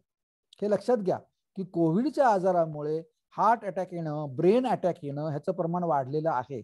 कारण कोविडच्या आजारामुळे रक्तामध्ये गुठळ्या होतात. आजारामुळे म्हणजे नुसतं श्वासामुळे न्यूमोनिया होतो अशातला भाग नाहीये. काही लोकांना रक्तामध्ये, आणि लोक हार्ट अटॅकने मारतात, लोक ब्रेन अटॅकने मारतात. त्यामुळे हे सगळं लक्षात घेतलं तर कोणी त्या हार्ट अटॅकच्या दिशेला चाललेलं आहे का बाबा, हे आपल्याला जर शोधायचं असेल तर त्या आपल्याला आधी थोडंफार कळू शकतं. म्हणून विशेषतः त्याचा एक मार्ग असा की ज्या लोकांना 5 दिवस झाले तरी त्यांना सारखा त्रास होतोय, मग तुमचे नातेवाईक असो, मित्र असो, तुमच्या व्हिजिटमध्ये सापडलेली माणसं असो, तर तुम्ही सांगितलं पाहिजे की हे काही लक्षण आम्हाला खरं दिसत नाही, या माणसाचं ऑक्सिजनचं सॅच्युरेशनचं प्रमाण नीट तपासलं पाहिजे दिवसातून 2दा, आणि त्याच्या रक्ताची तपासणी सुद्धा करायला पाहिजे.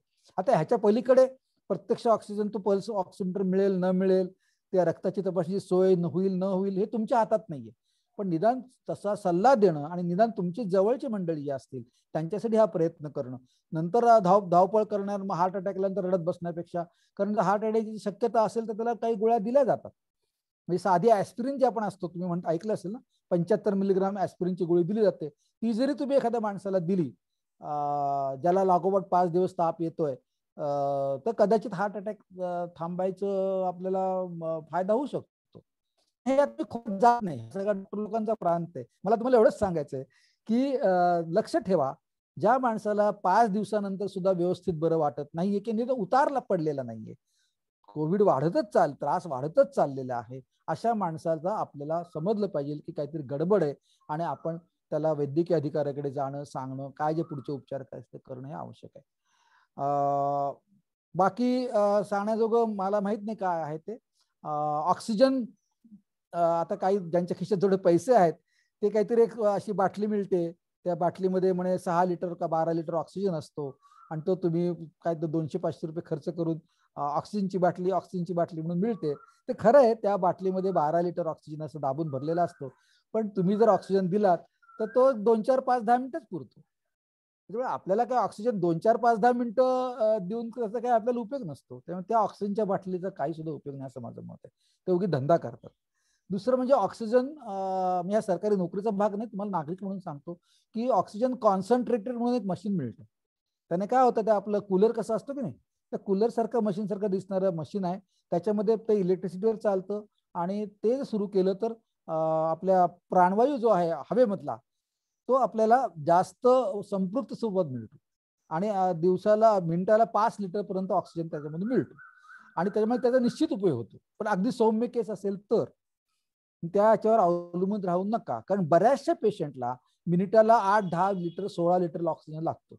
तर अगदी सौम्य ऑक्सिजन ज्यांच्याकडे निमोनिया आहे अशा लोकांना 2, 4, 5 लिटर पर्यंत ऑक्सिजन मिनिटाला पुरू शकतो. त्याच्यामुळे हॉस्पिटलमध्येची सोय होईपर्यंत, आणखी इतर काही सगळी सोय होईपर्यंत मध्ये आपल्याला जर 2, 4 तास लागत असतील तर ते तुम्ही 2, 4 तास 5 एखादी रात्र काढायची असेल, आणि काही लोकांचं कसं होतं, त्यांचं ह्या ऑक्सिजनचं गरज वाढतच नाही, ते तेवढ्या 2, 4 लिटरवरच त्यांचं भागतं. असे लोक थोडे असतात. पण त्याच्यामुळे आपण आपलं ऑक्सिजन आणलेलं आहे, त्याला सुरू आता आपल्याला काही करायचं नाही, आता कुठे जायला नको असं जर कोणी खाजगी डॉक्टरवाले तुम्हाला सांगत, ते खोटं आहे. ऑक्सिजन कॉन्सन्ट्रेटर या मशीनवर अवलंबून राहू नका. जर हाताशी असेल तर जरूर वापरायला सुरुवात करा, पण त्याचबरोबर कुठल्या तरी चांगल्या हॉस्पिटलमध्ये नेऊन त्याला त्या पद्धतीने त्याचा आपल्याला तात्पुरता उपाय म्हणून तो ठीक आहे, हे मात्र तुम्ही कृपया त्याच्यामध्ये लक्षात ठेवा. आणखी सांगण्याजोगं काय की एक सांगायचं असं नागरिक म्हणून तुम्हाला माहित पाहिजे की महाराष्ट्र सरकारने एक चांगला निर्णय मागच्या वर्षीच घेतलेला आहे की महात्मा फुले योजना, तुम्हाला माहिती आहे की खाजगी हॉस्पिटलमध्ये तुमच्याकडे ते कार्ड असेल महात्मा फुले योजनेचं, गरीब जनतेबद्दल आहे ते, तर त्या खाजगी तो ते कार्ड असेल आणि ते एखादं हॉस्पिटल महात्मा फुलेच्या खाली जर मोडत असेल तर तिथे तुम्हाला ते कार्ड दाखवल्यानंतर महात्मा फुले योजनेच्या अंतर्गत तुम्हाला तिथे मोफत ट्रीटमेंट मिळणं अपेक्षित आहे. म्हणजे त्यांनी जेवढ्या काय खाटा ठेवल्या असतील तेवढ्या, समजा असं असेल की बा त्यांनी असं म्हटलं की समजा एक हॉस्पिटल आहे, त्याच्यामध्ये समजा 20 खाटा आहेत, मध्यम हॉस्पिटल आहे, त्यांनी कोविडच्या 20 खाटा ठेवलेल्या आहेत, तर त्यांनी महाराष्ट्र सरकारने असं म्हटलंय की ते 20 पैकी 80% खाटा म्हणजे 16 खाटा या तुम्ही आमच्या सरकारच्या रेटने सरकारच्या पैशातून द्यायला पाहिजे. त्याच्यामुळे 20 पैकी 16 खाटांमध्ये महात्मा फुले योजनेच्या पेशंटसाठी त्या असतात. तर ज्यांच्याकडे कार्ड असेल त्यांनी ते कार्ड घेऊन जायचं त्या ठिकाणी आणि त्यांच्यावर दबाव टाकून सांगायचं की हे माझ्याकडे कार्ड आहे, तुमचं हॉस्पिटल हे महात्मा फुले योजनेखाली मोडतं, ते तुम्हाला माहिती काढावी लागेल सामाजिक कार्यकर्त्यांकडून, ते आपल्याला वेबसाईटवर सुद्धा मिळते. आणि त्याच्यामुळे आम्हाला ह्या पेशंटला तुमच्या योजनेच्या अंतर्गत मोफत वॉर्डमध्ये साध्या ह्याच्यामध्ये, आणि त्याच्यामध्ये वॉर्ड वेगळे करायचे नसतात की फुकटवाल्या लोकांना काहीतरी फालतूक वॉर्ड दिला आणि असं नाहीये, फक्त पैशाचं बिल वेगळं करायचं असतं, पैशाचं बिल सरकारकडे पाठवायचं असतं, ते सरकारी रेटने पाठवायचं असतं, पेशंटला पैसे खर्च करायला लागता कामा नयेत. आणि त्याच्यामध्ये त्यांनी जसं सांगितलं तुम्हाला कोणालाही की अहो हे जे अमुक अमुक औषध द्यायचं आहे, रेमडेसिवीर उदाहरणार्थ, हे औषध या सरकारी योजने बसत नाही, काही खास आम्ही तुम्हाला औषध देतोय आणि त्या खास औषधाचे वेगळे पैसे पडतील. ठीक आहे, खाटेचं भाडं अमुक ऑक्सिजन बिक्सिजन तुम्हाला फुकटात मिळेल, पण ह्याचं काही तुम्हाला 28,000 रुपये भरायला पाहिजेत, तर तुम्ही तक्रार करा. कारण जे आवश्यक आहे रेमडेसिवीर, आता रेमडेसिवीर सरकारकडून आलंच नाही तर गोष्ट वेगळी, ते तुम्हाला बाहेर विकत राहायचं. आता तसं व्हायला नको, कारण आता त्यांनी रुग्णालयात सांगितलेलं आहे. पण असं म्हणजे जर रेमडेसिवीर सोडून आणि बाकी सगळी जी औषधं आहेत जी काही लागतं ती खरोखर उपयोगी आहेत, सरकार त्याने माणसाचा जीव वाचतो, ही सगळी औषधं अतिशय स्वस्त आहेत आणि सरकार त्यांना जे पैसे देतं त्या पैशामध्ये ते कव्हर होतात. सरकारने त्यांना असं सांगितलेलं आहे की साधा वॉर्ड असेल तर आम्ही तुम्हाला काहीतरी 4,000 रुपये देऊ, ऑक्सिजन सिलेंडरवाला असेल की ते 7,500 रुपये आणि ICU वाला 9,000 रुपये सरकार त्यांना देणार दिवसाला, तुम्ही काय द्यायचं नाहीये. तर जे काही सरकार, आता मला ते आकडे नक्की आठवत नाहीयेत, परंतु जे काही सरकारने तर काही कमी अमाऊंट नाहीये, दिवसाला 4,000, 7,500 आणि 9,500 असे जे काही सरकारने पैसे त्यांना द्यायचं कबूल केलेलं आहे, ते त्यांना त्याच्यामध्ये सगळी आवश्यक औषधं सहज बसतात. त्याच्यापेक्षा वेगळे पैसे खर्च करायची काहीही गरज नाही. परंतु खोटं नाटं सांगायचं आणि तुम्हाला पैशात खर्चात पाडायचं हे त्यांचं बऱ्याच हॉस्पिटल, सगळ्यांचं नाहीये, अनेक हॉस्पिटलचा हा धंदा झालेला आहे, तर त्याला तुम्ही विरोध करू शकता. हे नागरिक म्हणून तुम्हाला सांगतो, असा नागरिक की आशा नावाची कार्यकर्ती नुसती नागरिक नाहीये, तिला 4 गोष्टी किती तुमची ट्रेनिंग झाली असती, किती तुम्ही पेशंट बघितले, किती वेळा डॉक्टरांना संबंध आला असेल, तर तुम्ही एक प्रशिक्षित नागरिक आहात. त्याच्यामुळे तुम्ही निश्चित सांगू शकता की हे, आणि मग समाजामध्ये समाज कार्यकर्ते असतात, त्यांना गाठायचं, त्यांना हे सगळं सांगायचं, हे काम तुम्ही नागरिक म्हणून करू शकता की जिथे सरकारच्या पैशातून व्हायला पाहिजे. दुसरं तिने असंही सांगितलेलं आहे की उरल्याच्या खाटा, म्हणजे 20 पैकी 16 खाटा सरकारी पैशातून पेशंटच्या दृष्टीने फुकट आहेत. उरलेल्या ज्या 4 खाटा आहेत 20 पैकी, ते पेशंटने खाजगी खिशातून पैसे काढून द्यायचे. पण त्याला सुद्धा त्यांनी रेट लावलेला आहे, त्यात सुद्धा त्यांनी प्राइस कंट्रोल केलेला आहे की ते तुम्हाला पेशंट कडून जे पैसे घ्यायचे ते अमुक अमुक दरानेच घेता येते. तो ठरलेला दर आहे, तो मोहमांगा दर नाहीये. आणि म्हणून त्याच्यापेक्षा फार मोठं बिल झालं तर तुम्ही भांडवू शकला पाहिजे नागरिक म्हणून, सामाजिक कार्यकर्ते, की एवढं बिल बोलायचा प्रश्नच नाही. सरकारने जे काय, कारण काय झालेलं आहे की जे खरोखर आवश्यक आहे माणसाचे जीव वाचवण्यासाठी, ती सगळी औषधं ही या 9,500 रुपयामध्ये दिली. पण एक मात्र आहे की अगदी खास काहीतरी वेगळं औषध असेल, त्याला हार्ट अटॅकच आला, आणखी काही झालं, किंवा आता एक टोसिलिझुमॅब नावाचं एक अवघड आहे औषध, ते 40,000 रुपयाला मिळतं. तर सरकारने म्हटलं की ते औषध तो आम्हाला सरकारी योजनेतून नाही देत येणार. पण ते औषध फारसं कोणाला लागतही नाहीये, हे थोडंसं तुम्ही लक्षात घ्या. म्हणजे काही खास औषधं असतील किंवा त्यांनी तर ते सगळं तुम्हाला थोडासा अभ्यास करा. मला एवढंच सांगायचं आहे की नागरिक म्हणून तुम्ही हे काम करू शकता. त्याला नागरिक म्हणून, सजग नागरिक म्हणून तुमची किंवा तुमच्या आपतेष्टांवर जर अशी पाळी आली तर ते नेमकं कुठली हॉस्पिटल्स, सगळी मोठी हॉस्पिटल्स नाही आहेत महात्मा फुलेमध्ये, कोणती हॉस्पिटल्स महात्मा फुलेमध्ये आहे त्याची यादी मिळते, संघटनेतर्फे तुम्हाला मिळेल, आणि तुम्ही त्याच्याबद्दल सुद्धा स्वतःच्या नातेवाईकांना मदत करू शकाल. तर मला असं वाटतं की मला जे काही मुद्दे, आता किती वाजले, 5 वाजले बरोबर, 1 तास झाला. मला जे काही मुद्दे सांगायचे होते ते बरेचसे सांगून झालेले आहेत. आणखी काही सांगण्याजोगं माझ्या डोक्यात नाही. एखादा मुद्दा राहिला असेल, तुमच्या मनात एखादा प्रश्न असेल तर तुम्ही जरूर विचारा आणि मग मी त्याला थोडक्यामध्ये उत्तर देईन. धन्यवाद. डॉक्टर आनंद फडके यांनी सर्व अशा महिला कार्यकर्त्यांना अत्यंत समजेल अशा भाषेमध्ये समजावून सांगितलेलं आहे, आणि विशेषतः अत्यंत मोलाची माहिती त्यांनी आपल्याला दिलेली आहे. ज्या माहितीचं सुसूत्रीकरण त्यांनी केलेलं आहे की आपल्याला त्यातली काही माहिती असते, काही माहिती नसते, पण सूत्र रूपानं ती महत्वाची माहिती दिलेली आहे. अर्थात ह्या माहितीचे आणखीन खोलातले संदर्भ आहेत, ते आणखीन गुंतागुंतीचे आहेत, पण आपण आपल्याला जमेल त्या पद्धतीनं त्या मुद्द्यांच्या मध्ये शिरलं पाहिजे. तर संघटनेच्या वतीने डॉक्टर आनंद फडके यांचे आम्ही अत्यंत आभारी आहोत. धन्यवाद.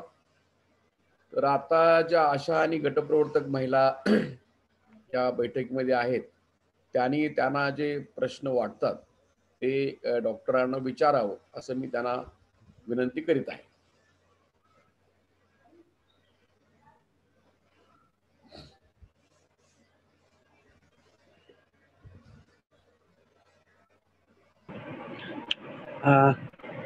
कॉम्रेड पुजारी, त्यांना हात वर कसा करायचा ते सांगा. काय काय ह्याच्यावर सांगा तुम्ही. हा तुम्ही सांगा.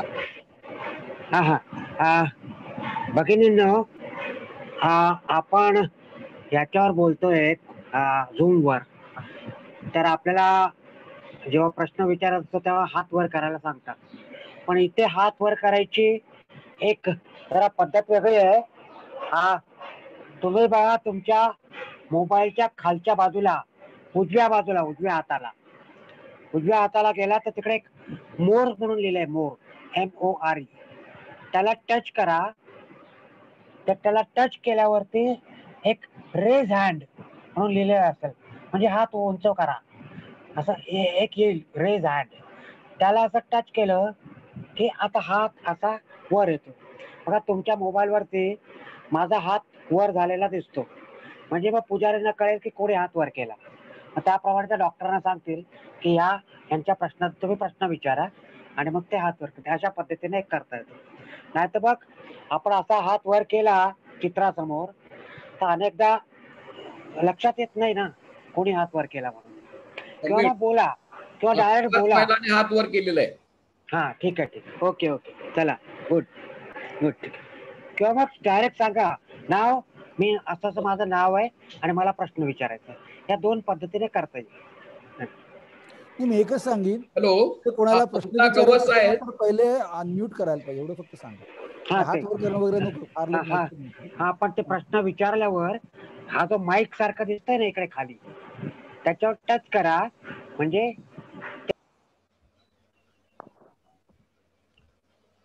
ठीक आहे, ठीक आहे. ममता गवस याने हात वर केलाय, त्याने विचारावं.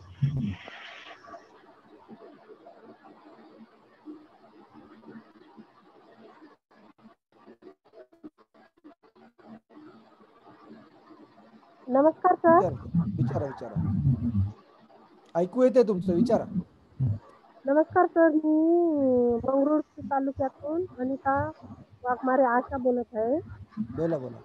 माझा 30 वर्षाचा आहे. कोविडचं लागण झाली, नाशिकमध्ये भरती होता. त्याला 4 रेमडेसिवीर इंजेक्शन दिले आणि सुट्टी झाली. परंतु आता एकदम अशक्त झाला, तर त्याच्याबद्दल थोडं मार्गदर्शन सांगा काय. पुजारी सर, मला नीट ऐकू आलं, तुम्ही जरा सांगा काय प्रश्न आहे.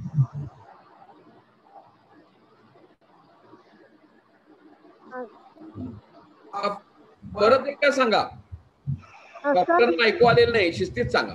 कोणाला तरी रेमडेसिवीर दिलं?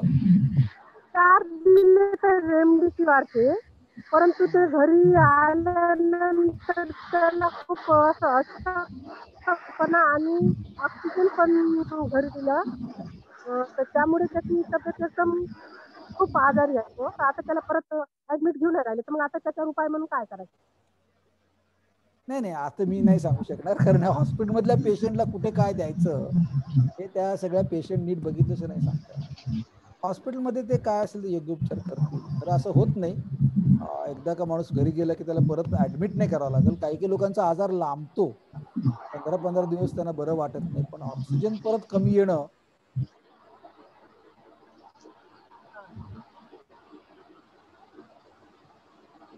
नाही जमणार. दुसरा प्रश्न विचारा. तन्वी तेलतुंबडे कोण आहे?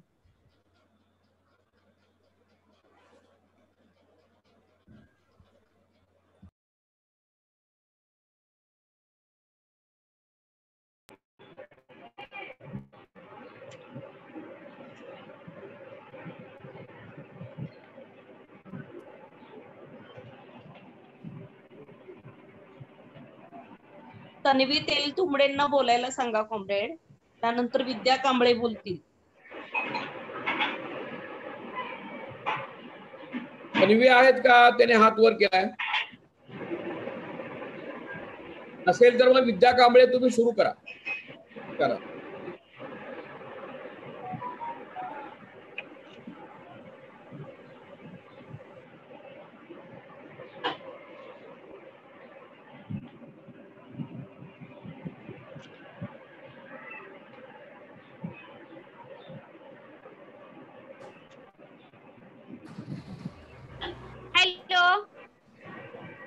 बोला. हॅलो. हा, येते का सर? नमस्कार. बोला बोला. खूप छान माहिती सर सांगितली तुम्ही. आम्हाला जे जास्त काही माहिती नव्हतं ते पण म्हणजे समजलं. जे तुम्ही सांगितलं का नाही ते हात धुण्याच्या पद्धतीनुसार, ते आम्हाला का नाही सॅनिटायझरचा वापर सगळे सारखं करत होतं.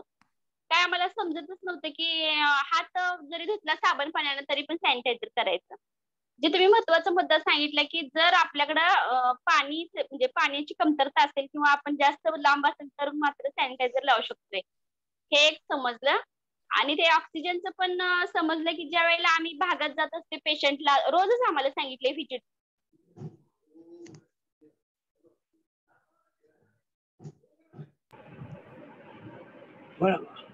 अनम्यूट करा, माईक चालू करा. किंवा 94 की आता हे कसं काय करायला अचानक म्हणजे तुम्ही चालायचं सांगितलं ना, ते एक म्हणजे बरं वाटलं. आता ते आम्ही भागात त्याचा वापर करू शकतोय, हे पण समजलं. आणि हॅलो. बोला बोला.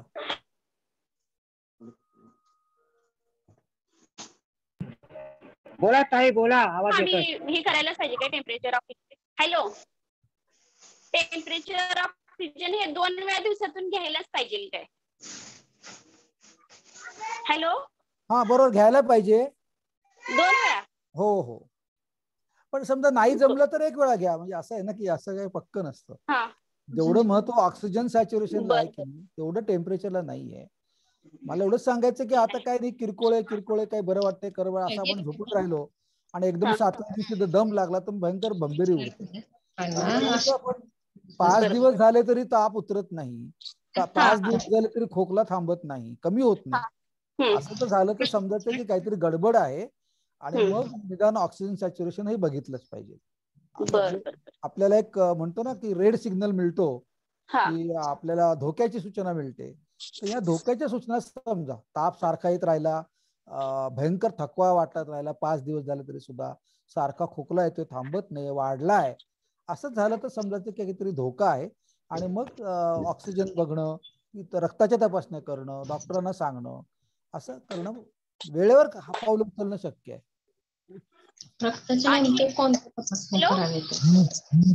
हॅलो, आणि सर दुसरी गोष्ट म्हणजे गेल्या वर्षी पण मार्च मध्येच कोरोनाला सुरुवात झालेली ते नोव्हेंबर पर्यंत, आणि तुम्ही पण आता मग अशी म्हटलं की मार्च महिना मध्ये चालू झाले आणि मे महिना हा पूर्णच होणार आहे. मग असं बरेच लोकांनी आम्हाला म्हटलेलं आहे की ह्याच वातावरणामध्ये कसं काही जास्त प्रमाण वाढते कोरोनात. नाही, हवेचा काही संबंध नाहीये.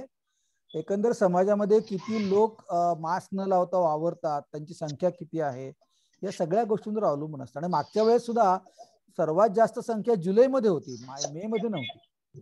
सर्वात जास्त जुलै ऑगस्ट 2 महिने भयंकर हाहाकार उडला होता. तर ह्यावेळेस आपल्याला मे महिन्यातच जुलै महिन्याच्या तिप्पट आणि ते महिनाभर चालू राहणार आहे. हवेचा काही संबंध नाही, गरम हवा गार हवाचा काही प्रश्न नाही. बर बर बर, चालते. थँक्यू सर, एवढंच विचारायचं.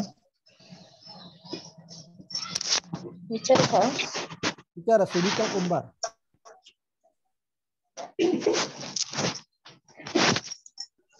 हॅलो सुनीता हॅलो, कुंभार, हा बोला. हा सर नमस्ते. छान माहिती सांगितली सर. टेस्ट बद्दल आम्हाला आमचा गैरसमज दूर केला सा, रॅपिड टेस्ट नंतर ते RT-PCR ह्याच्याबद्दल. पण आणखी एक हे आहे की म्हणजे मग काय बोलला सा, कोरोना झाला की ॲझिथ्रो दिलं जातं, बी कॉम्प्लेक्स दिलं जातं.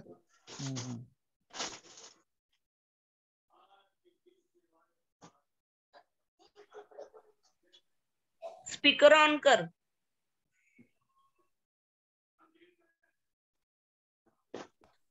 हॅलो, तुमचा माईक मधूनच बंद पडलाय, तो चालू करा आणि परत तोच प्रश्न परत विचारा. Hello sir. हा, परत तो प्रश्न विचारा. हॅलो, मला ऐकू आलं नाही, परत तो प्रश्न विचारा. हा बोला बोला. ते मगाशी आपण कोरोना बद्दल बोलला नाही, कोरोना झाला की गोळ्या बी कॉम्प्लेक्स दिल्या जातात बोललास ना. हॅलो, ऐकू येते ना? बोला बोला बोला, ऐकू येते. Hello sir.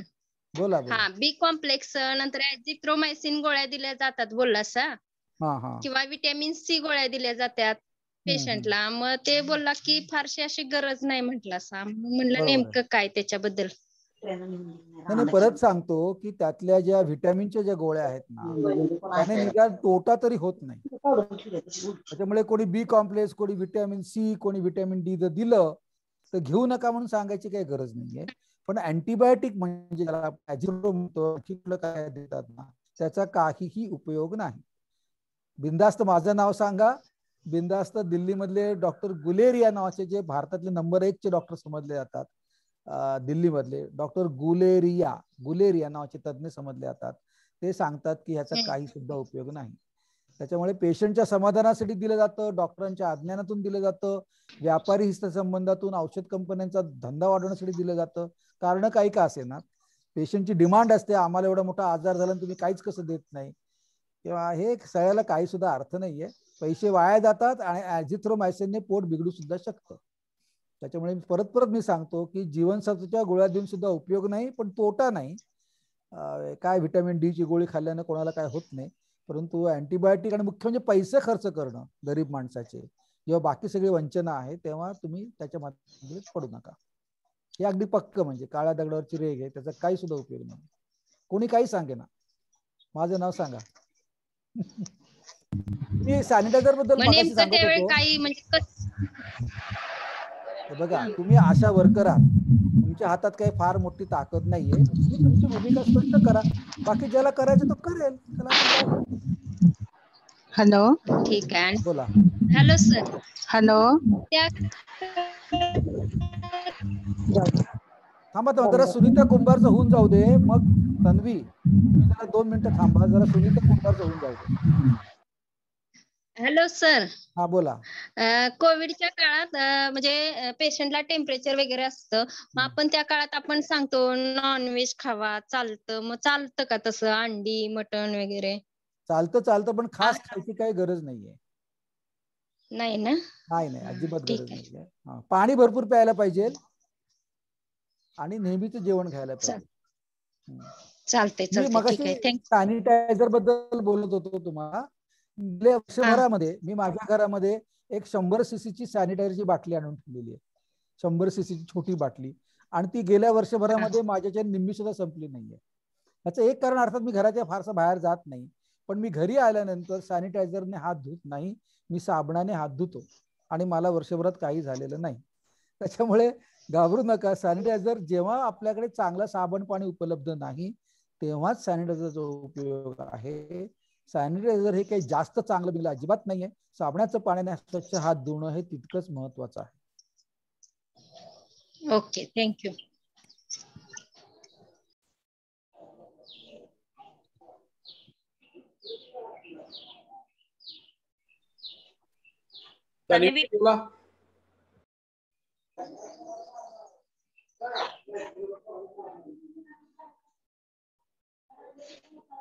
मगाशी कोणते प्रश्न विचारायचा प्रयत्न करत होतो.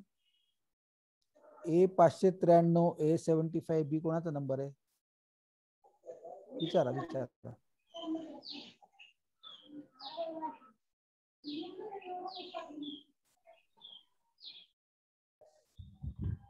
Hello sir. हा सर नमस्कार, मी आशा वर्कर बोलते नांदेड जिल्ह्याहून. हा बोला. हा सर, बाकी सगळ्या गोळ्या जे आहेत ते जरी नाही घेतलं तरी चालते म्हणून म्हटलं तुम्ही, पण जे पॅरासिटामॉल जे गोळी आहे ती सर्वाधिक महत्वाची आहे म्हणून असं म्हटलो. बरोबर आहे. तर मग आपण जेव्हा ती गोळी घेत असतो त्यात कमीत कमी किती तासाचं अंतर असायला पाहिजे, आणि ज्या गोष्टी अजून ते पॅरासिटामॉल गोळी कुठल्या गोष्टीसाठी आपल्याला उपयोगी होतं याच्याबद्दल थोडंसं माहिती सांगता का सर?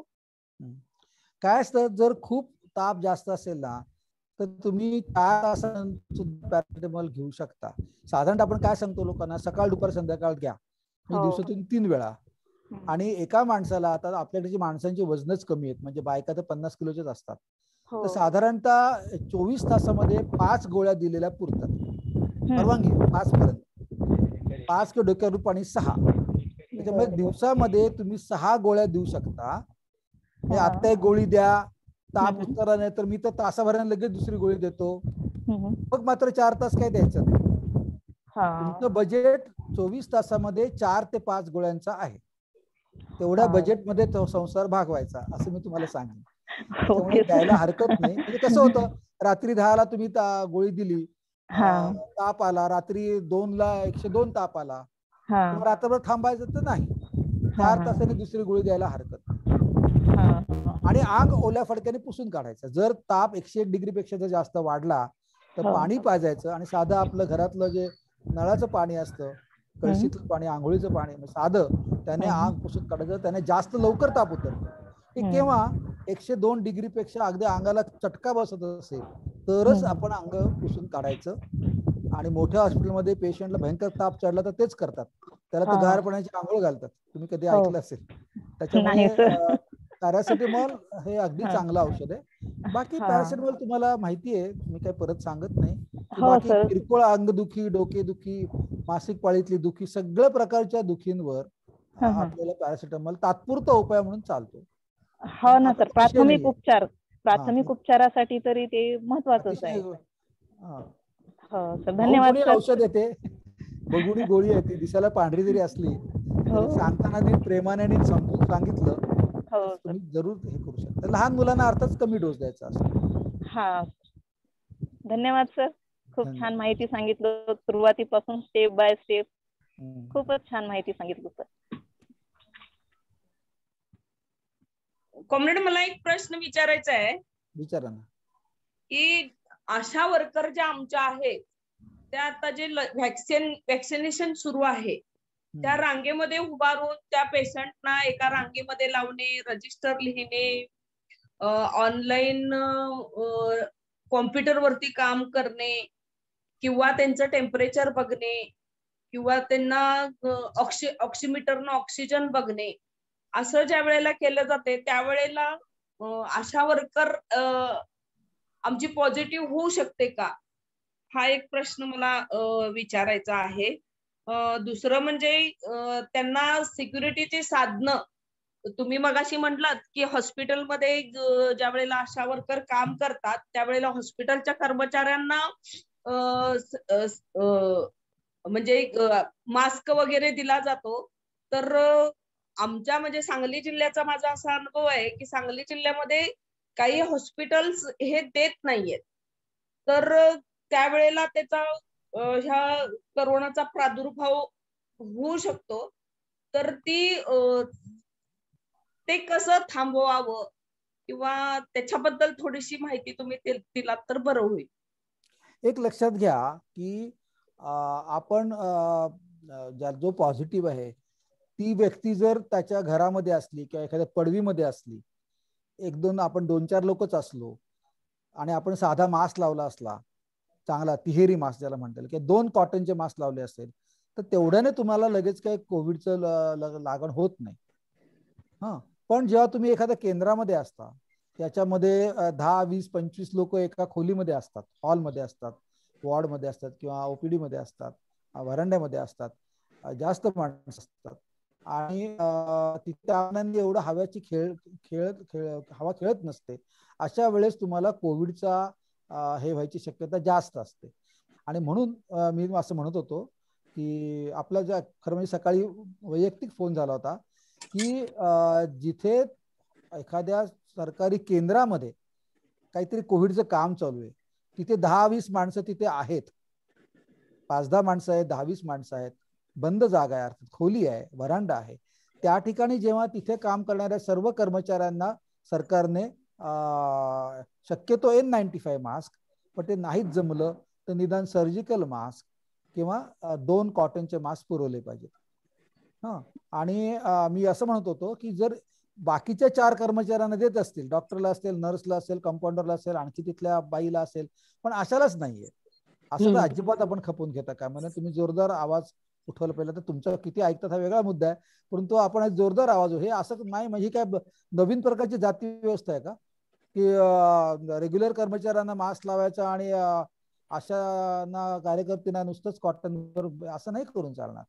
त्याच्यामुळे एक लक्षात घ्या की आपण जेव्हा अगदी थोडा वेळ एखाद्या पेशंटशी आता तुम्ही घरी कोणाचा ऑक्सिमीटर बघायला गेलात, वस्तीमध्ये हिंडताय, वस्तीमध्ये तुम्ही हिंडता तेव्हा तुम्ही जर दारामध्ये उभा राहिलात, पेशंटला दारापाशी बोलवलं, पडवीमध्ये बोलवलं किंवा एखाद्या खोलीमध्ये 2च लोक असले, असं जर तुम्ही असलं, नाकाला मास्क लावला असेल, पेशंटने नाकाला मास्क लावला असेल, तर तुम्हाला कोविड-19 होण्याची शक्यता खूपच कमी. विशेषतः तुम्हाला आता जेव्हा 2 लसी दिलेल्या आहेत तेव्हा तुम्ही म्हणाल तुम्हाला होणारच नाही बहुधा. त्याच्यामुळे कृपया घाबरू नका. तुमचं कर्तव्य जेव्हा तुम्ही गृहभेटीमध्ये जेव्हा करता तेव्हा तुम्हाला कोविड होण्याची शक्यता खूपच कमी, असं म्हणणार नाही होणारच नाही. पण पेशंटला मास्क लावायचं तुम्ही जर हे म्हटलं की नाही पहिलं मास्क लावा मगच मी तुमच्याकडे येते, आणि तुम्ही स्वतः मास्क लावला आणि तुम्ही एक 5-10 मिनिटं पेशंट बरोबर काय इंटरॅक्शन केली, शक्यतो पडवीत करा किंवा असं, तर तुम्हाला कोविडचा धोका नाही, हे पहिले लक्षात घ्या. म्हणजे तुम्ही जे काही कोविडचं काम करताय ते तुम्ही कुठे करताय ह्याच्यावर अवलंबून आहे. जिथे कमी माणसं आहेत, हवा खेळती आहे, अशा ठिकाणी मास्क लावला तर तेवढं पुरतं, साधा मास्क सुद्धा पुरतो. आता मी म्हणेन सध्या तरी 2 कॉटनचे मास्क लावा, काय 2 एकाने पुरत नाही, कारण सध्या साथ फार वेगाने पसरते. आता प्रश्न राहिला की केंद्रामध्ये जेव्हा आपण जातो तिथे जर बाकी सगळ्या लोकांना जर ते जो काही मास्क देतात तो मास्क त्यांनी तुम्हाला सुद्धा द्यायला पाहिजे, आणि तसा देत नसतील तर जोरदार त्याच्या विरुद्ध महाराष्ट्रामध्ये आवाज उठवला पाहिजे की आशा वर्कर काही नवीन अस्पृश्य आहेत का, असं म्हणून तुम्ही त्याच्याबद्दल आवाज उठवला पाहिजे. आमच्यासारखे लोक त्याला पाठिंबा देतील. हे लक्षात, घाबरू नका. आता तुम्हाला 2 डोस घेतल्यानंतर कोविडची शक्यता खूप कमी आहे. झाला असतं सौम्य होईल. तीव्र कोविड आणि दगावणं ही शक्यता जवळ राहिलेली नाही आता. पण तरी सुद्धा तुमच्याबद्दल जर कोणी भेदभाव करत असेल तर त्याच्याबद्दल सुद्धा या अन्यायाच्या विरुद्ध आपल्याला जेवढा जमेल तेवढा वैयक्तिक तुम्ही भांडू शकता आणि हेही भांडू शकता, असं असं मला वाटतं. आला मुद्दा लक्षात?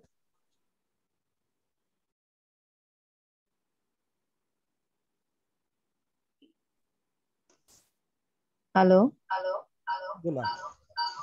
हॅलो, नमस्कार सर. मी आशा वर्कर बोलते, बोला. सिंधुदुर्ग जिल्ह्यातून, कुडाळ तालुक्यातून. माझं नाव आहे तृप्ती देसाई. सर, माझा असा प्रश्न होता की ह्याच्या अगोदर पण सगळ्या लोकांना सर्दी, खोकला वगैरे, ताप हे लक्षणं होतीच, पण आताच त्यातले बरेच लोक हे पॉझिटिव्हच येतात. असं का? म्हणजे नॉर्मल सर्दी खोकला होतच नाही का डायरेक्ट? नाही, काय होतं माहिती का, जेव्हा साथ असते ना तेव्हा म्हणजे आता कसं तुम्ही समजा 100 लोक गृहभेटी देतात. 100 लोकांना गृहभेटी दिल्यानंतर तुमचा अनुभव सांगा की तुम्हाला 100 लोकांना तुम्ही जर भेटलात किंवा 10 लोकांना भेटलात तर त्यातले अगदी एखाद्या घरात सुद्धा सर्दी ताप नसतो. म्हणजे आपल्याकडे सर्दी, साधी सर्दी आपण ज्याला म्हणतो, त्याचं प्रमाण काय विशिष्ट काळातच वाढतं आणि विशिष्ट काळामध्ये तुम्हाला अख्ख्या दिवसात एकही सर्दीचा पेशंट भेटणार नाही. आता काय झालेलं आहे, कोविडच्या साथीमध्ये जेव्हा तुम्ही गृहभेटी देता तेव्हा त्यामानाने तुलनेने साध्या सर्दीपेक्षा कोविडचे पेशंट सध्या जास्त आहेत, बाकी काही नाही. त्याच्यामुळे जिथे एखादा साथ असते तेव्हा त्याचं प्रमाण तुम्हाला वाढलेलं दिसतं. ह्याचा अर्थ इतर आजार दाबले गेलेले आहेत असं अजिबात होत नाहीये. ते आजार चालूच राहतात, प्रमाण कमी असतं एवढंच. आणि सर, जर त्यांच्या संपर्कात आलेली व्यक्ती असतील ना, तर त्यांना लक्षणं काहीच नसतील तर त्यांचे पण टेस्ट करणे गरजेचं असतं का? कसं आहे माहिती का, संपर्क किती आहे याच्यावर अवलंबून असतं. एकच घर आहे, नवरा बायको आहेत, नवऱ्याला कोविड झालं तर बायकोला होणार, नवऱ्याला बाईला झालं ते सुनेला होणार, कारण घरं आपली लहान आहेत ना. ते संपर्क हा अवलंबून आहे. पण समजा एखादा घराला ते दुसरी दोन पडतच वावरले, फारसे घरात आलेच नाहीत आणि त्यांचा आजार सौम्य असेल तर कदाचित नाही सुद्धा होणार. संपर्क हे लक्षात ठेवा की संपर्क किती घनिष्ठ, म्हणून व्याख्या खरं काय माहिती ना तुम्हाला, की रुग्णाशी घनिष्ठ संपर्क आला असा शब्द तुम्ही ऐकला असेल. घनिष्ठ संपर्कची व्याख्या अशी आहे की मास्क न लावता 15 मिनिटापेक्षा जास्त वेळ तुम्ही जर एखाद्या माणसासमोर जर बसलात 1 मीटरच्या अंतरावर तर त्याला घनिष्ठ संपर्क म्हणतात. त्याच्यामुळे असं उगीच जाऊन दुकानात काय दूध घेऊन आलं, कोणतरी आपल्याला आपला पत्ता विचारायला आलं, कुठेतरी एका रजिस्टरला जाऊन तुम्ही 2 लोकांची नावं लिहिलीत आणि ते सगळं करताना तुम्ही जर साधा मास्क घातला असेल तर तुम्हाला शक्यतो कोविड होणार नाही. आणि तुमचा आता गेल्या वर्षभराचा अनुभव असेल, आपण काळजी घेतली शक्यतो आपल्याला कोविड होत नाही. गॅरंटी कशीच नाहीये, हे लक्षात घ्या. Thank you sir.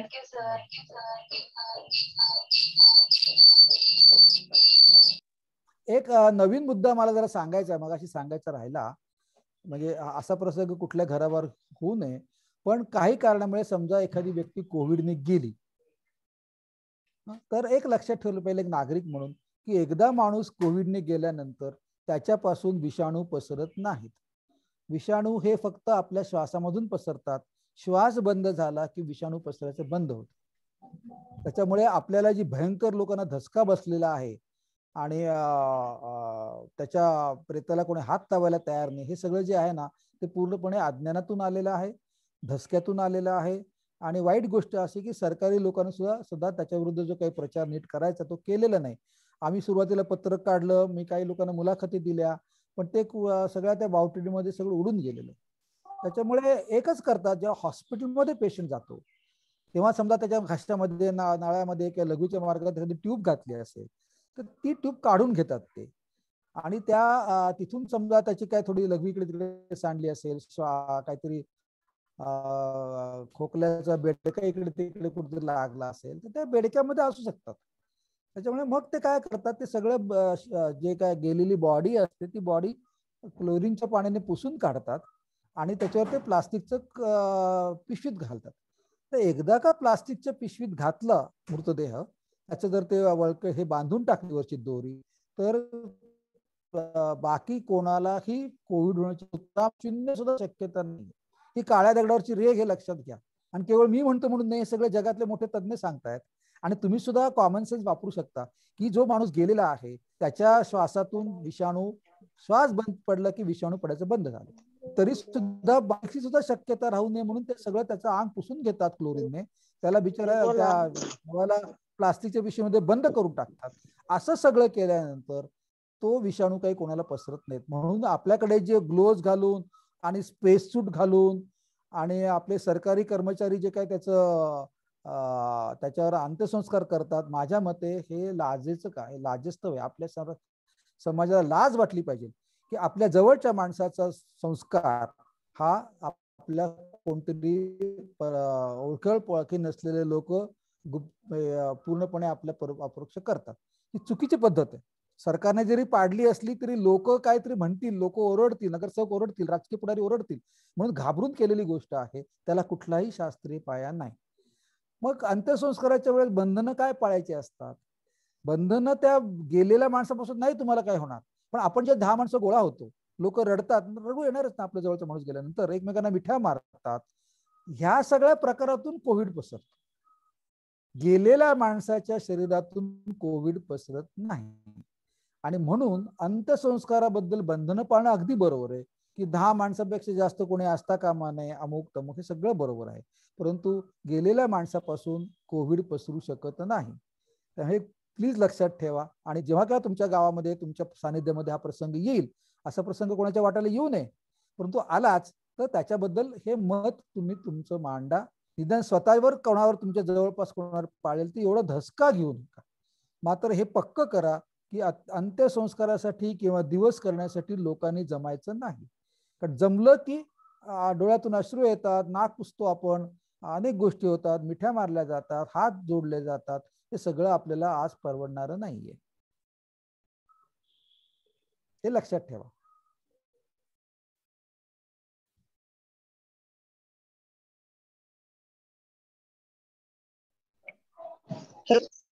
त्याच्यामुळे तुमच्या गावामध्ये कोणी हातच लावे ना एखाद्या रुग्णाला, गेलेल्या स्मशान शवाला, अमुक तमुक, हे जे आहे ना, हे खरं मी होता कामा नये. तुम्हाला जर शक्य असेल, तुम्हाला जर कोणी थोडेसे लोक मानत असतील तर तरुण मंडळ म्हणा, पुढारी म्हणा, यांना सगळी ही माहिती पोचवायचा प्रयत्न करा त्यांना. म्हणून मी सरकारी डॉक्टरकडून माझं मग पटत नसेल तर तुम्ही डॉक्टर लोकांना विचारून घ्या आधीच की आपल्या गावामध्ये असं काय प्रसंग झाला तर काय करायचं. तर हे करायला हरकत नाही. पण हे कसं आहे की अख्ख्या गावाची कोणाची तयारी नाहीये आणि सगळेच लोक आडण्यासारखे वागतात, तर जो माणूस शहाण्यासारखा वागतो त्याला वेडे ठरवतात. तर तशी पाळी तुमच्यावर येऊ नये असं मलाही वाटतं. पण सांगतो की आपलं हळूहळू लोकशिक्षण करायला पाहिजे, कारण हा प्रकार संपणार नाहीये. डिसेंबर एंड पर्यंत कदाचित पुढच्या वर्षी कोविड राहणार आहे, संख्या कमी जास्त होत राहील. त्याच्यामुळे ह्या वाईट प्रसंगाला आपल्याला सगळ्यांना तोंड द्यावं लागणार आहे, गावामध्ये, आपल्या शहरामध्ये, वस्तीमध्ये. आणि म्हणून आपलं प्रबोधन हे करायची गरज आहे. बोला, कोणाचा तरी पुढचा प्रश्न होता. Hello sir. बोला बोला. हॅलो. बोला बोला. मी तालुक्यातून प्रियांका सावंत बोलते, आशा वर्कर आहे. बोला.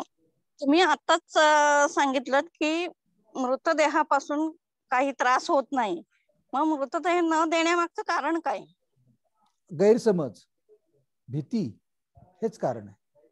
आणि दुसरं कारण मी तुम्हाला सांगितलं ना की ते लोकांच्या हातामध्ये दिलं ना, ते लोक एकत्र जमतात ना. तर काय होतं, तुम्ही किती लोकांना सांगितलं ना एकत्र जमू नका, तर लोक जमतातच. आणि मग ते नको असतं, ते खरं आहे. त्याच्यामुळे माझं म्हणणं असं की ठीक आहे, मी काही त्याला विरोध नाही करणार की परस्पर देहाची विल्हेवाट लावतात. कारण काय माहिती का, आज समाज आपला इतका मागासलेला आहे की तुम्ही जरी सांगितलं तर कोणी ऐकणार नाही, नातेवाईकच नाहीत बऱ्याच ठिकाणी. आणि मग ते देहाचं करायचं काय, म्हणून ते बिचारे सरकारी कर्मचारी त्या देहांची अशी विल्हेवाट लावतात. पण ते स्पेस सूट घालणं, नाकाला सगळं हे लावणं, ह्या सगळ्याचा काही उपयोग नाही. जर तुम्ही स्वतः 6 फुटाचं अंतर, 4 लोक जे उचलणार आहेत त्या लोकांनी जर अंतर पाळलं, त्यांनी साधा मास्क घातला, कापडी मास्क, म्हणजे एकमेकांपासून लागण होण्यासाठी, मृतदेहाचा त्याचा काडीचाही संबंध नाही. पण गैरसमज एवढा मोठा आहे. समजा एखाद्या सरकारी अधिकाऱ्याने सांगितलं की तुमचा मृतदेह घेऊन जा, तर कोणी लोक ऐकणार नाहीत कदाचित. त्याच्यामुळे मला एवढंच म्हणायचं की ही पद्धत आपण आत्ताच लगेच पाळू कदाचित आपण मोडू शकणार नाही, पण जर कोणी तुम्हाला सांगितलं 4 लोक जर तयार झाले तर आपल्याला सर्व पथ्य पाळून आपल्या माणसाचा हे करता येईल. प्रत्यक्ष व्यवहारामध्ये काय होतं की लोक एकत्र जमून अंत्यसंस्कार करतात, मग ती गर्दी वाढत जाते. लोक विचार करतात की भानगडच नको, परस्पर मृतदेहाची विल्हेवाट लावून टाकू. तर मी त्याला विरोध नाही करणार, पण शेवटी मला डॉक्टर म्हणून मला काय पाहिजे की कोविडचा साथ वाढता कामा नये. त्याच्यामुळे ह्या कारणासाठी की माणसं जमले की कोविडचा प्रसार होतो, ह्या कारणासाठी मृतदेहाची विल्हेवाट जर परस्पर लावली गेली तर मी त्याला विरोध करणार नाही. पण माझा मुद्दा काय होता की ते विल्हेवाट लावणाऱ्या लोकांनी स्पेस सूट घालायचा. आता कधी कधी काय झाले की 2-4 लोकांना बोलत नातेवाईकांना, या तुम्ही तिथे हजर राहा, काय हरकत नाही, मोजून 2 लोकांना हजर राहा. तर ते 2 लोक सुद्धा जणू काय आपण आता वाघाच्या गुहेत चालल्यासारखं बिचारे हे करून जातात. तसं त्यांना काही होणार नाही, मृतदेहापासून त्यांना काहीही होणार नाही, हे अगदी पक्क काळा दगडावरची रेग आहे, हे लक्षात ठेवा. डॉक्टर, याच्याबद्दल जरा थोडी वस्तुस्थिती, ग्राउंड रियालिटी थोडी वेगळी आहे. तुम्ही जे म्हटलात की मृतदेह दिला तर लोक जमतील आणि मग ते शोकाकुल होतील आणि त्याच्यामुळे धोका होऊ शकतो, कोरोनाची लागण होऊ शकते. परंतु भीती ही इतकी आहे की अगदी सख्खे मुलं आणि नातेवाईक ते सुद्धा मृतदेह घ्यायला येत नाही, जवळ येत नाही. तेच प्रेफर करतात की परस्पर करा. पण अनेक बिचारे गरीब, आता आपण युपीच्या, महाराष्ट्रात नाही, आता युपीच्या गुजरातच्या काही घटना बघितल्या तर कोणीच नसल्यामुळे, त्या मृतदेहाची विल्हेवाट लावलेला कोणी नसल्यामुळे त्याची अवहेलना होते. इतर जमातीच्या लोकांनी काय जमात, आपण जात जमात मानत नाही, पण बाहेरच्या लोकांनी केलं. परंतु स्वतःचे आप्तेष्ट, ज्यांना आपण लव्ड वन्स म्हणतो, ते पण त्या भीतीपोटी घेत नाही. तर इतकी म्हणजे एके ठिकाणी नाही, म्हणूनच मी हा मुद्दा केला नाही. बघा, भीती रिव्हर्स याच कारणासाठी मी हा मुद्दा मांडला की नाही की प्लीज घाबरू नका, हे मला माहिती आहे काय चाललेलं आहे ते. म्हणून म्हणतो ना की आपल्या जवळचा माणूस बेवारस म्हणून पडून राहणं हे किती वाईट आहे.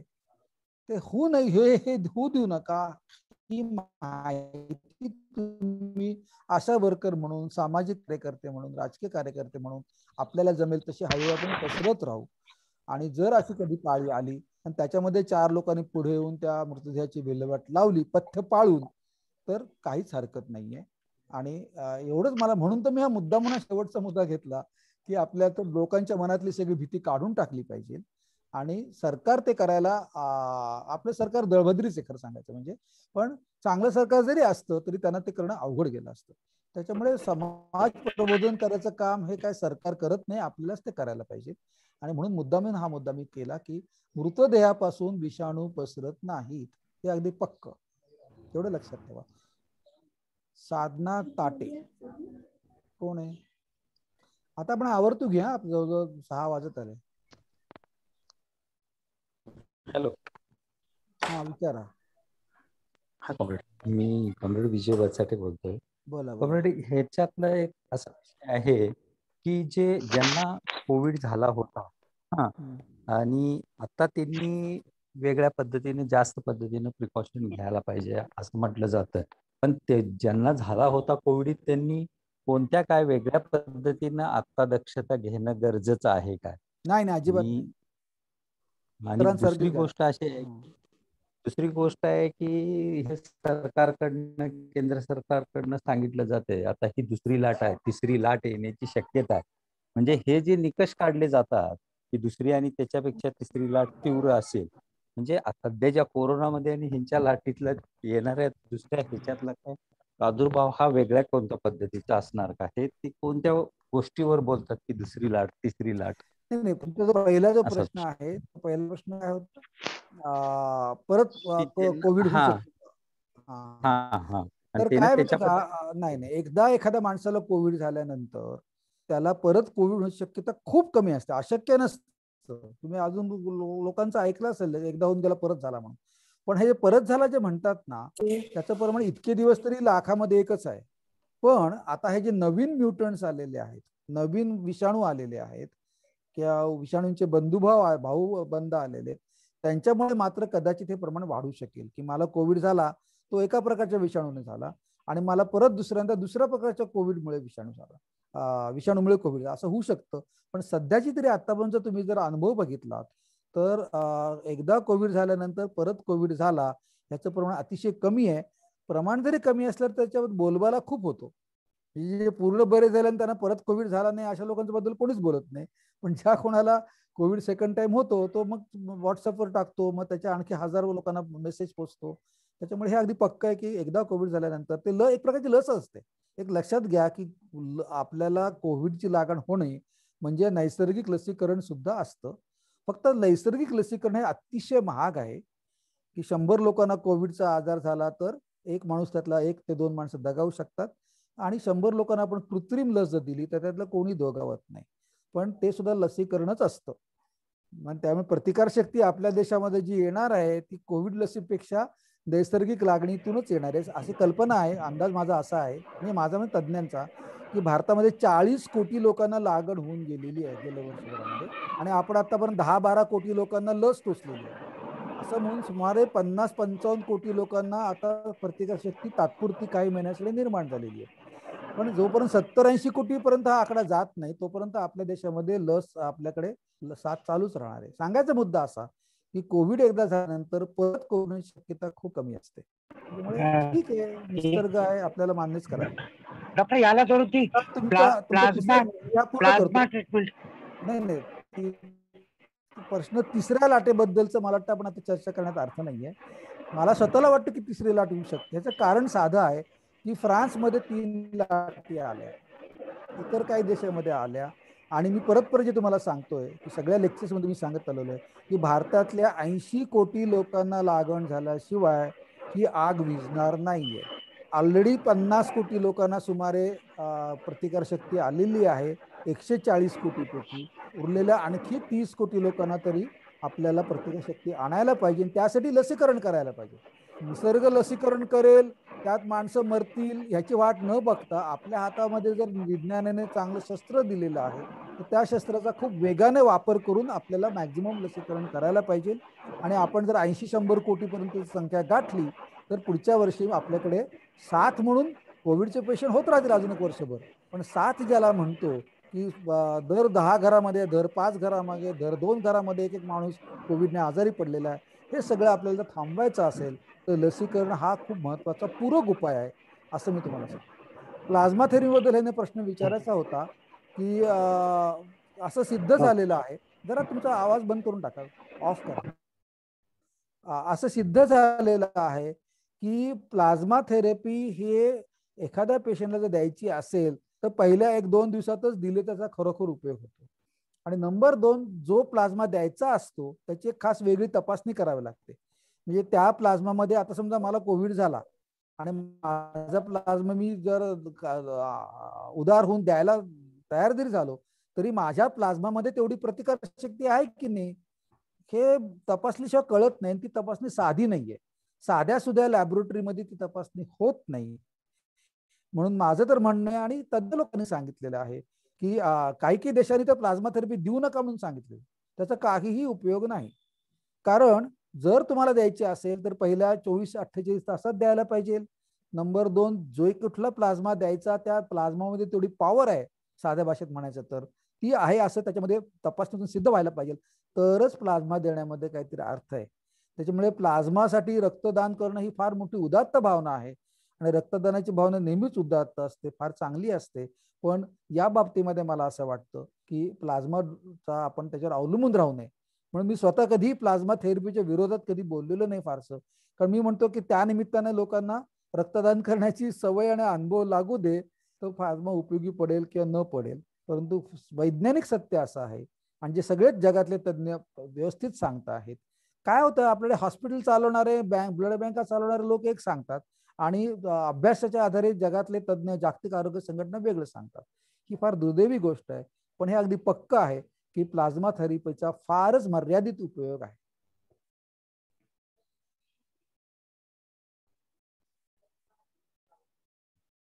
आता आवृत्त घेऊया का? आणखी कोणाचा आशांचा काही असेल प्रश्न सांगा आपण. आता जरा आवडतं. हा बोला. हॅलो सर, मला एक प्रश्न विचारायचा होता. आता आम्ही 45 वर्षावरील लोकांना लसला बोलवतोय ना, म्हणजे लसीकरणाला, तर त्यावेळेस उपकेंद्रामध्ये बीपी, शुगर किंवा दम असलेल्या लोकांना देत नाही, तर भीती घातली जाते की तुम्ही काही लस घेऊ शकत नाही, की लस घेतली तर तुम्हाला अटॅक वगैरे असं काय तर होऊ शकते. मग ते रिटर्न माणूस बोलवलं तर दुसऱ्या वेळेस ती लस येऊ शकत नाही. मग ती का देऊ शकत नाही उपकेंद्रात? आरएचला किंवा पीएससी लेवलला जाऊन पेशंटला सांगतात. नाही, फार खोटं आहे. अशा डॉक्टरची डिग्री काढून घ्यायला पाहिजे असं माझं मत आहे. एकच आहे की ब्लड प्रेशर, अहो आपल्या देशामध्ये काही चालतं, डॉक्टर म्हणणारे लोक काही मूर्खासारखं बोलतात. मी तुम्हाला फक्त सांगतो, माझं नाव सांगा की ब्लड प्रेशर. ऐका मी काय म्हणतो, जरा ऐका. मी काय म्हणतो ते जरा ऐका.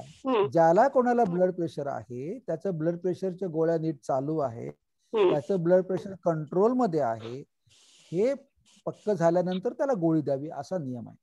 त्याच्यामुळे जे लोक जरा काय म्हणतो आपण त्याला समजूतदार आहेत, जे रेग्युलरली गोळ्या घेतात, त्यांना आपण एवढंच म्हणू शकतो की तुमचं आता ब्लड प्रेशर पण बघूया. आणि ब्लड प्रेशर जर तुमचं चांगलं जर असेल, म्हणजे नॉर्मल असेल, तर कोविडचं इंजेक्शन घ्यायला काहीही हरकत नाही. तीच गोष्ट शुगर बद्दलची आहे. जर तुम्हाला डायबिटीस असेल आणि तुमची शुगर गोळ्यामुळे किंवा व्यायामामुळे किंवा आहारामुळे जर तुम्ही नॉर्मल ठेवली असेल, तर शुगर नॉर्मल असली, ब्लड प्रेशर नॉर्मल असला, सध्या दम्याचा काही आजार नसला, आता या क्षणी दम्याचा अटॅक नाहीये, अशा पेशंटला कोविडची लस द्यायची तोटा काही उलट द्यायला पाहिजे. पण अशा लोकांना जर उद्या कोविड झाला तर त्यांना मृत्यू होण्याचं प्रमाण जास्त असतं. त्याच्यामुळे तुमचं काहीतरी ऐकण्यात तरी चुकलेलं आहे किंवा सांगण्यात तरी चुकलेलं आहे. पण मी तुम्हाला पक्क सांगतो, सगळे जगातले तज्ञ सांगतात की ज्या माणसाला ब्लड प्रेशर, ते खोटं बोलतात. त्यांना नीट विचारून घ्या, तुम्ही त्यांना नीट भांडू नका, विचारून घ्या नीट, माझं काय म्हणा ऐकण्यात चुकलं का, की तुम्ही जे सांगतायत. आणि असं डॉक्टर आनंद फडके म्हटले की असं नाही, ब्लड प्रेशरच्या गोळ्या घेऊन प्रेशर जर चांगलं असेल तर घ्यायला. दुसरं नंबर 2 की अशा माणसाचं ब्लड प्रेशर कोविड व्हॅक्सिन दिलं की 1 तासाभराने त्याला अर्ध्या तासाने त्याचं ब्लड प्रेशर तपासायचं आणि ते नॉर्मल आहे ह्याची खात्री करायची. असं जर केलं तर काहीही होणार नाही. त्याच्यामुळे बिनधास्त तुम्ही घ्या, फक्त ब्लड प्रेशर नॉर्मल आहे ह्याची खात्री करून घ्या. आणि ब्लड प्रेशरच्या इंजेक्शन दिल्यानंतर त्याला ब्लड प्रेशर त्याचा एकदा तपासा, किंवा कमीत कमी समजा तिथे सोय नसेल तर त्याला जर काही डोकं बिकं दुखायला लागलं इंजेक्शन घेतल्यानंतर, एकदम असं ठणका लागला, तर ताबडतोब दवाखान्यामध्ये जा. पण अशा लोकांनी, उलट ब्लड प्रेशर आणि डायबिटीस असणाऱ्या लोकांनी लस घेणं जास्त आवश्यक आहे नॉर्मल पेक्षा. हे कृपया लक्षात घ्या. ते फक्त कसं केंद्रात नको. Hello thank you sir.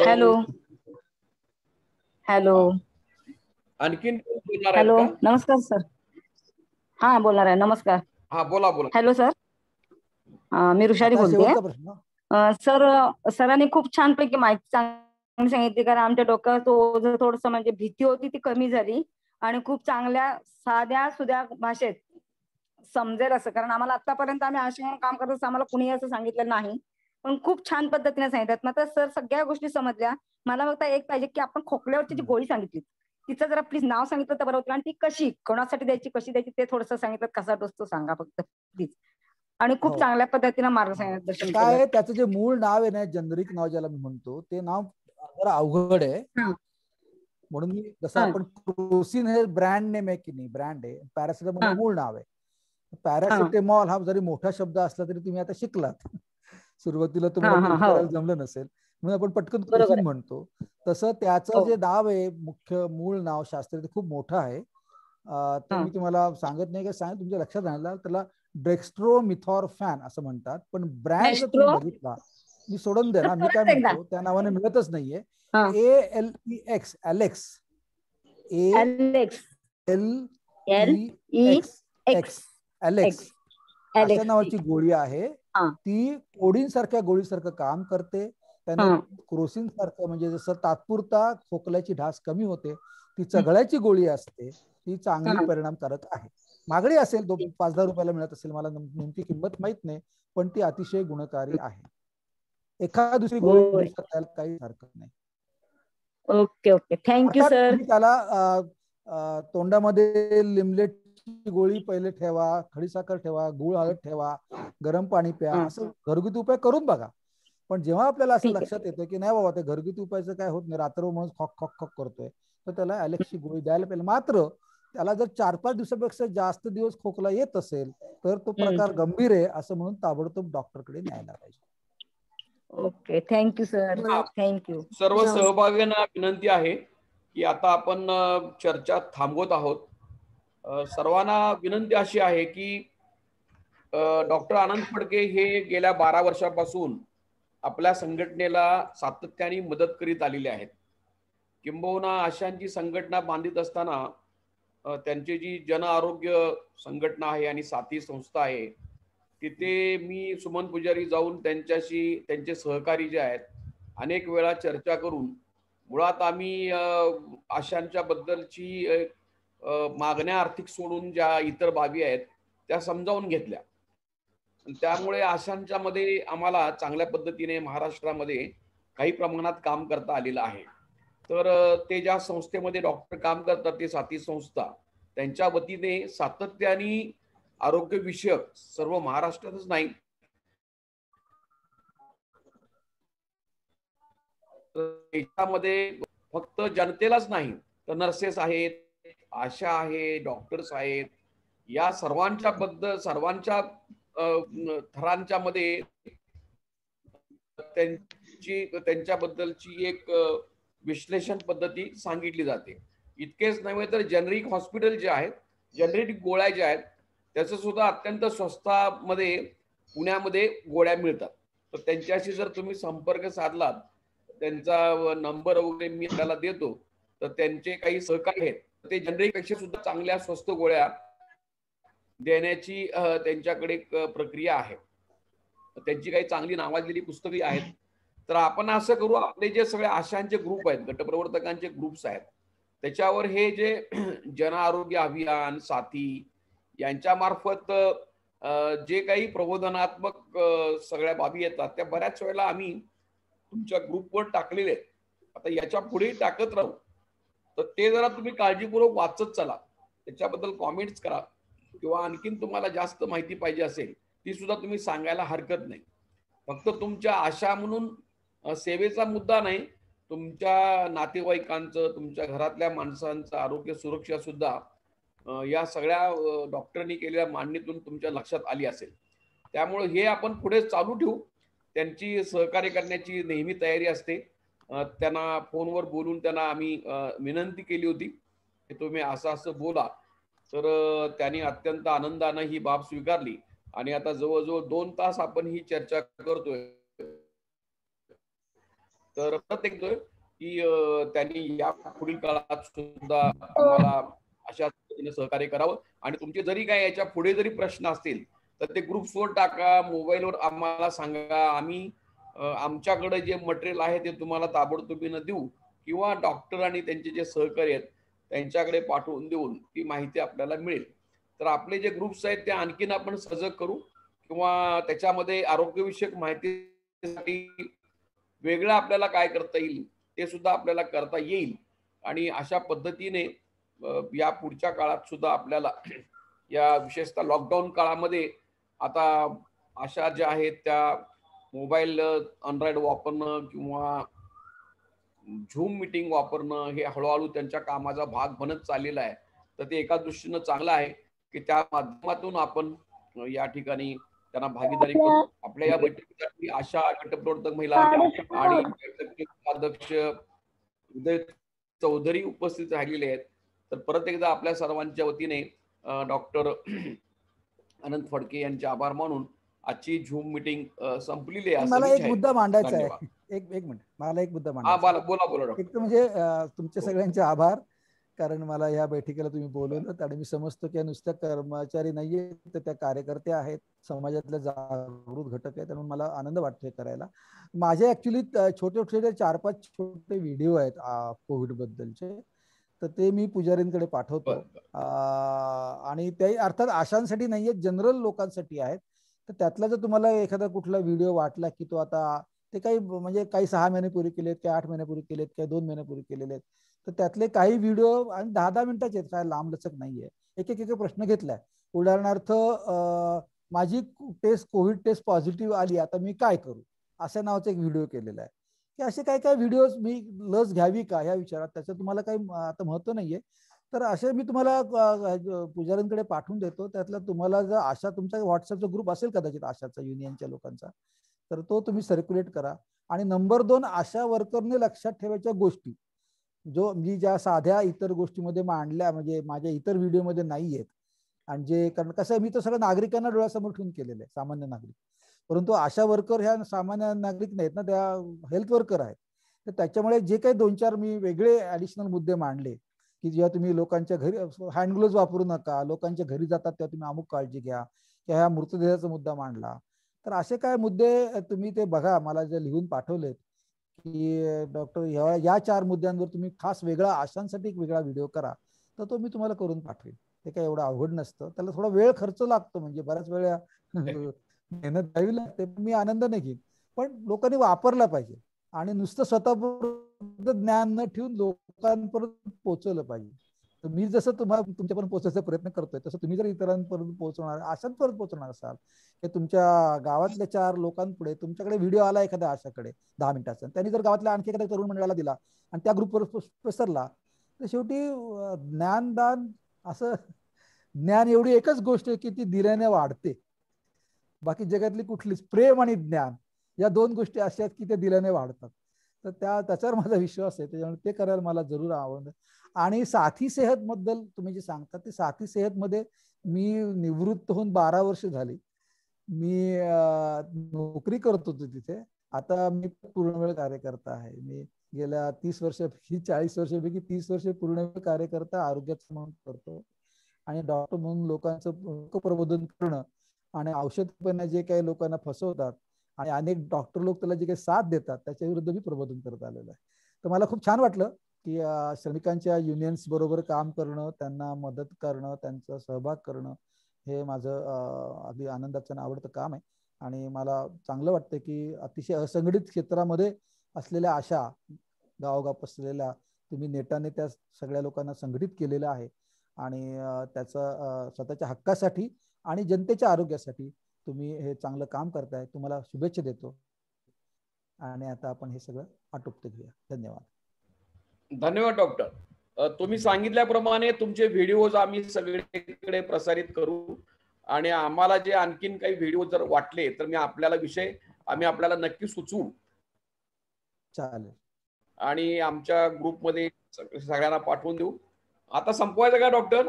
Yes yes, धन्यवाद. मीटिंग संपवायची का? हो हो हो. धन्यवाद. ठीक आहे, मीटिंग संपलेली आहे. धन्यवाद. उपस्थितांचे धन्यवाद. लाल सलाम. लाल सलाम.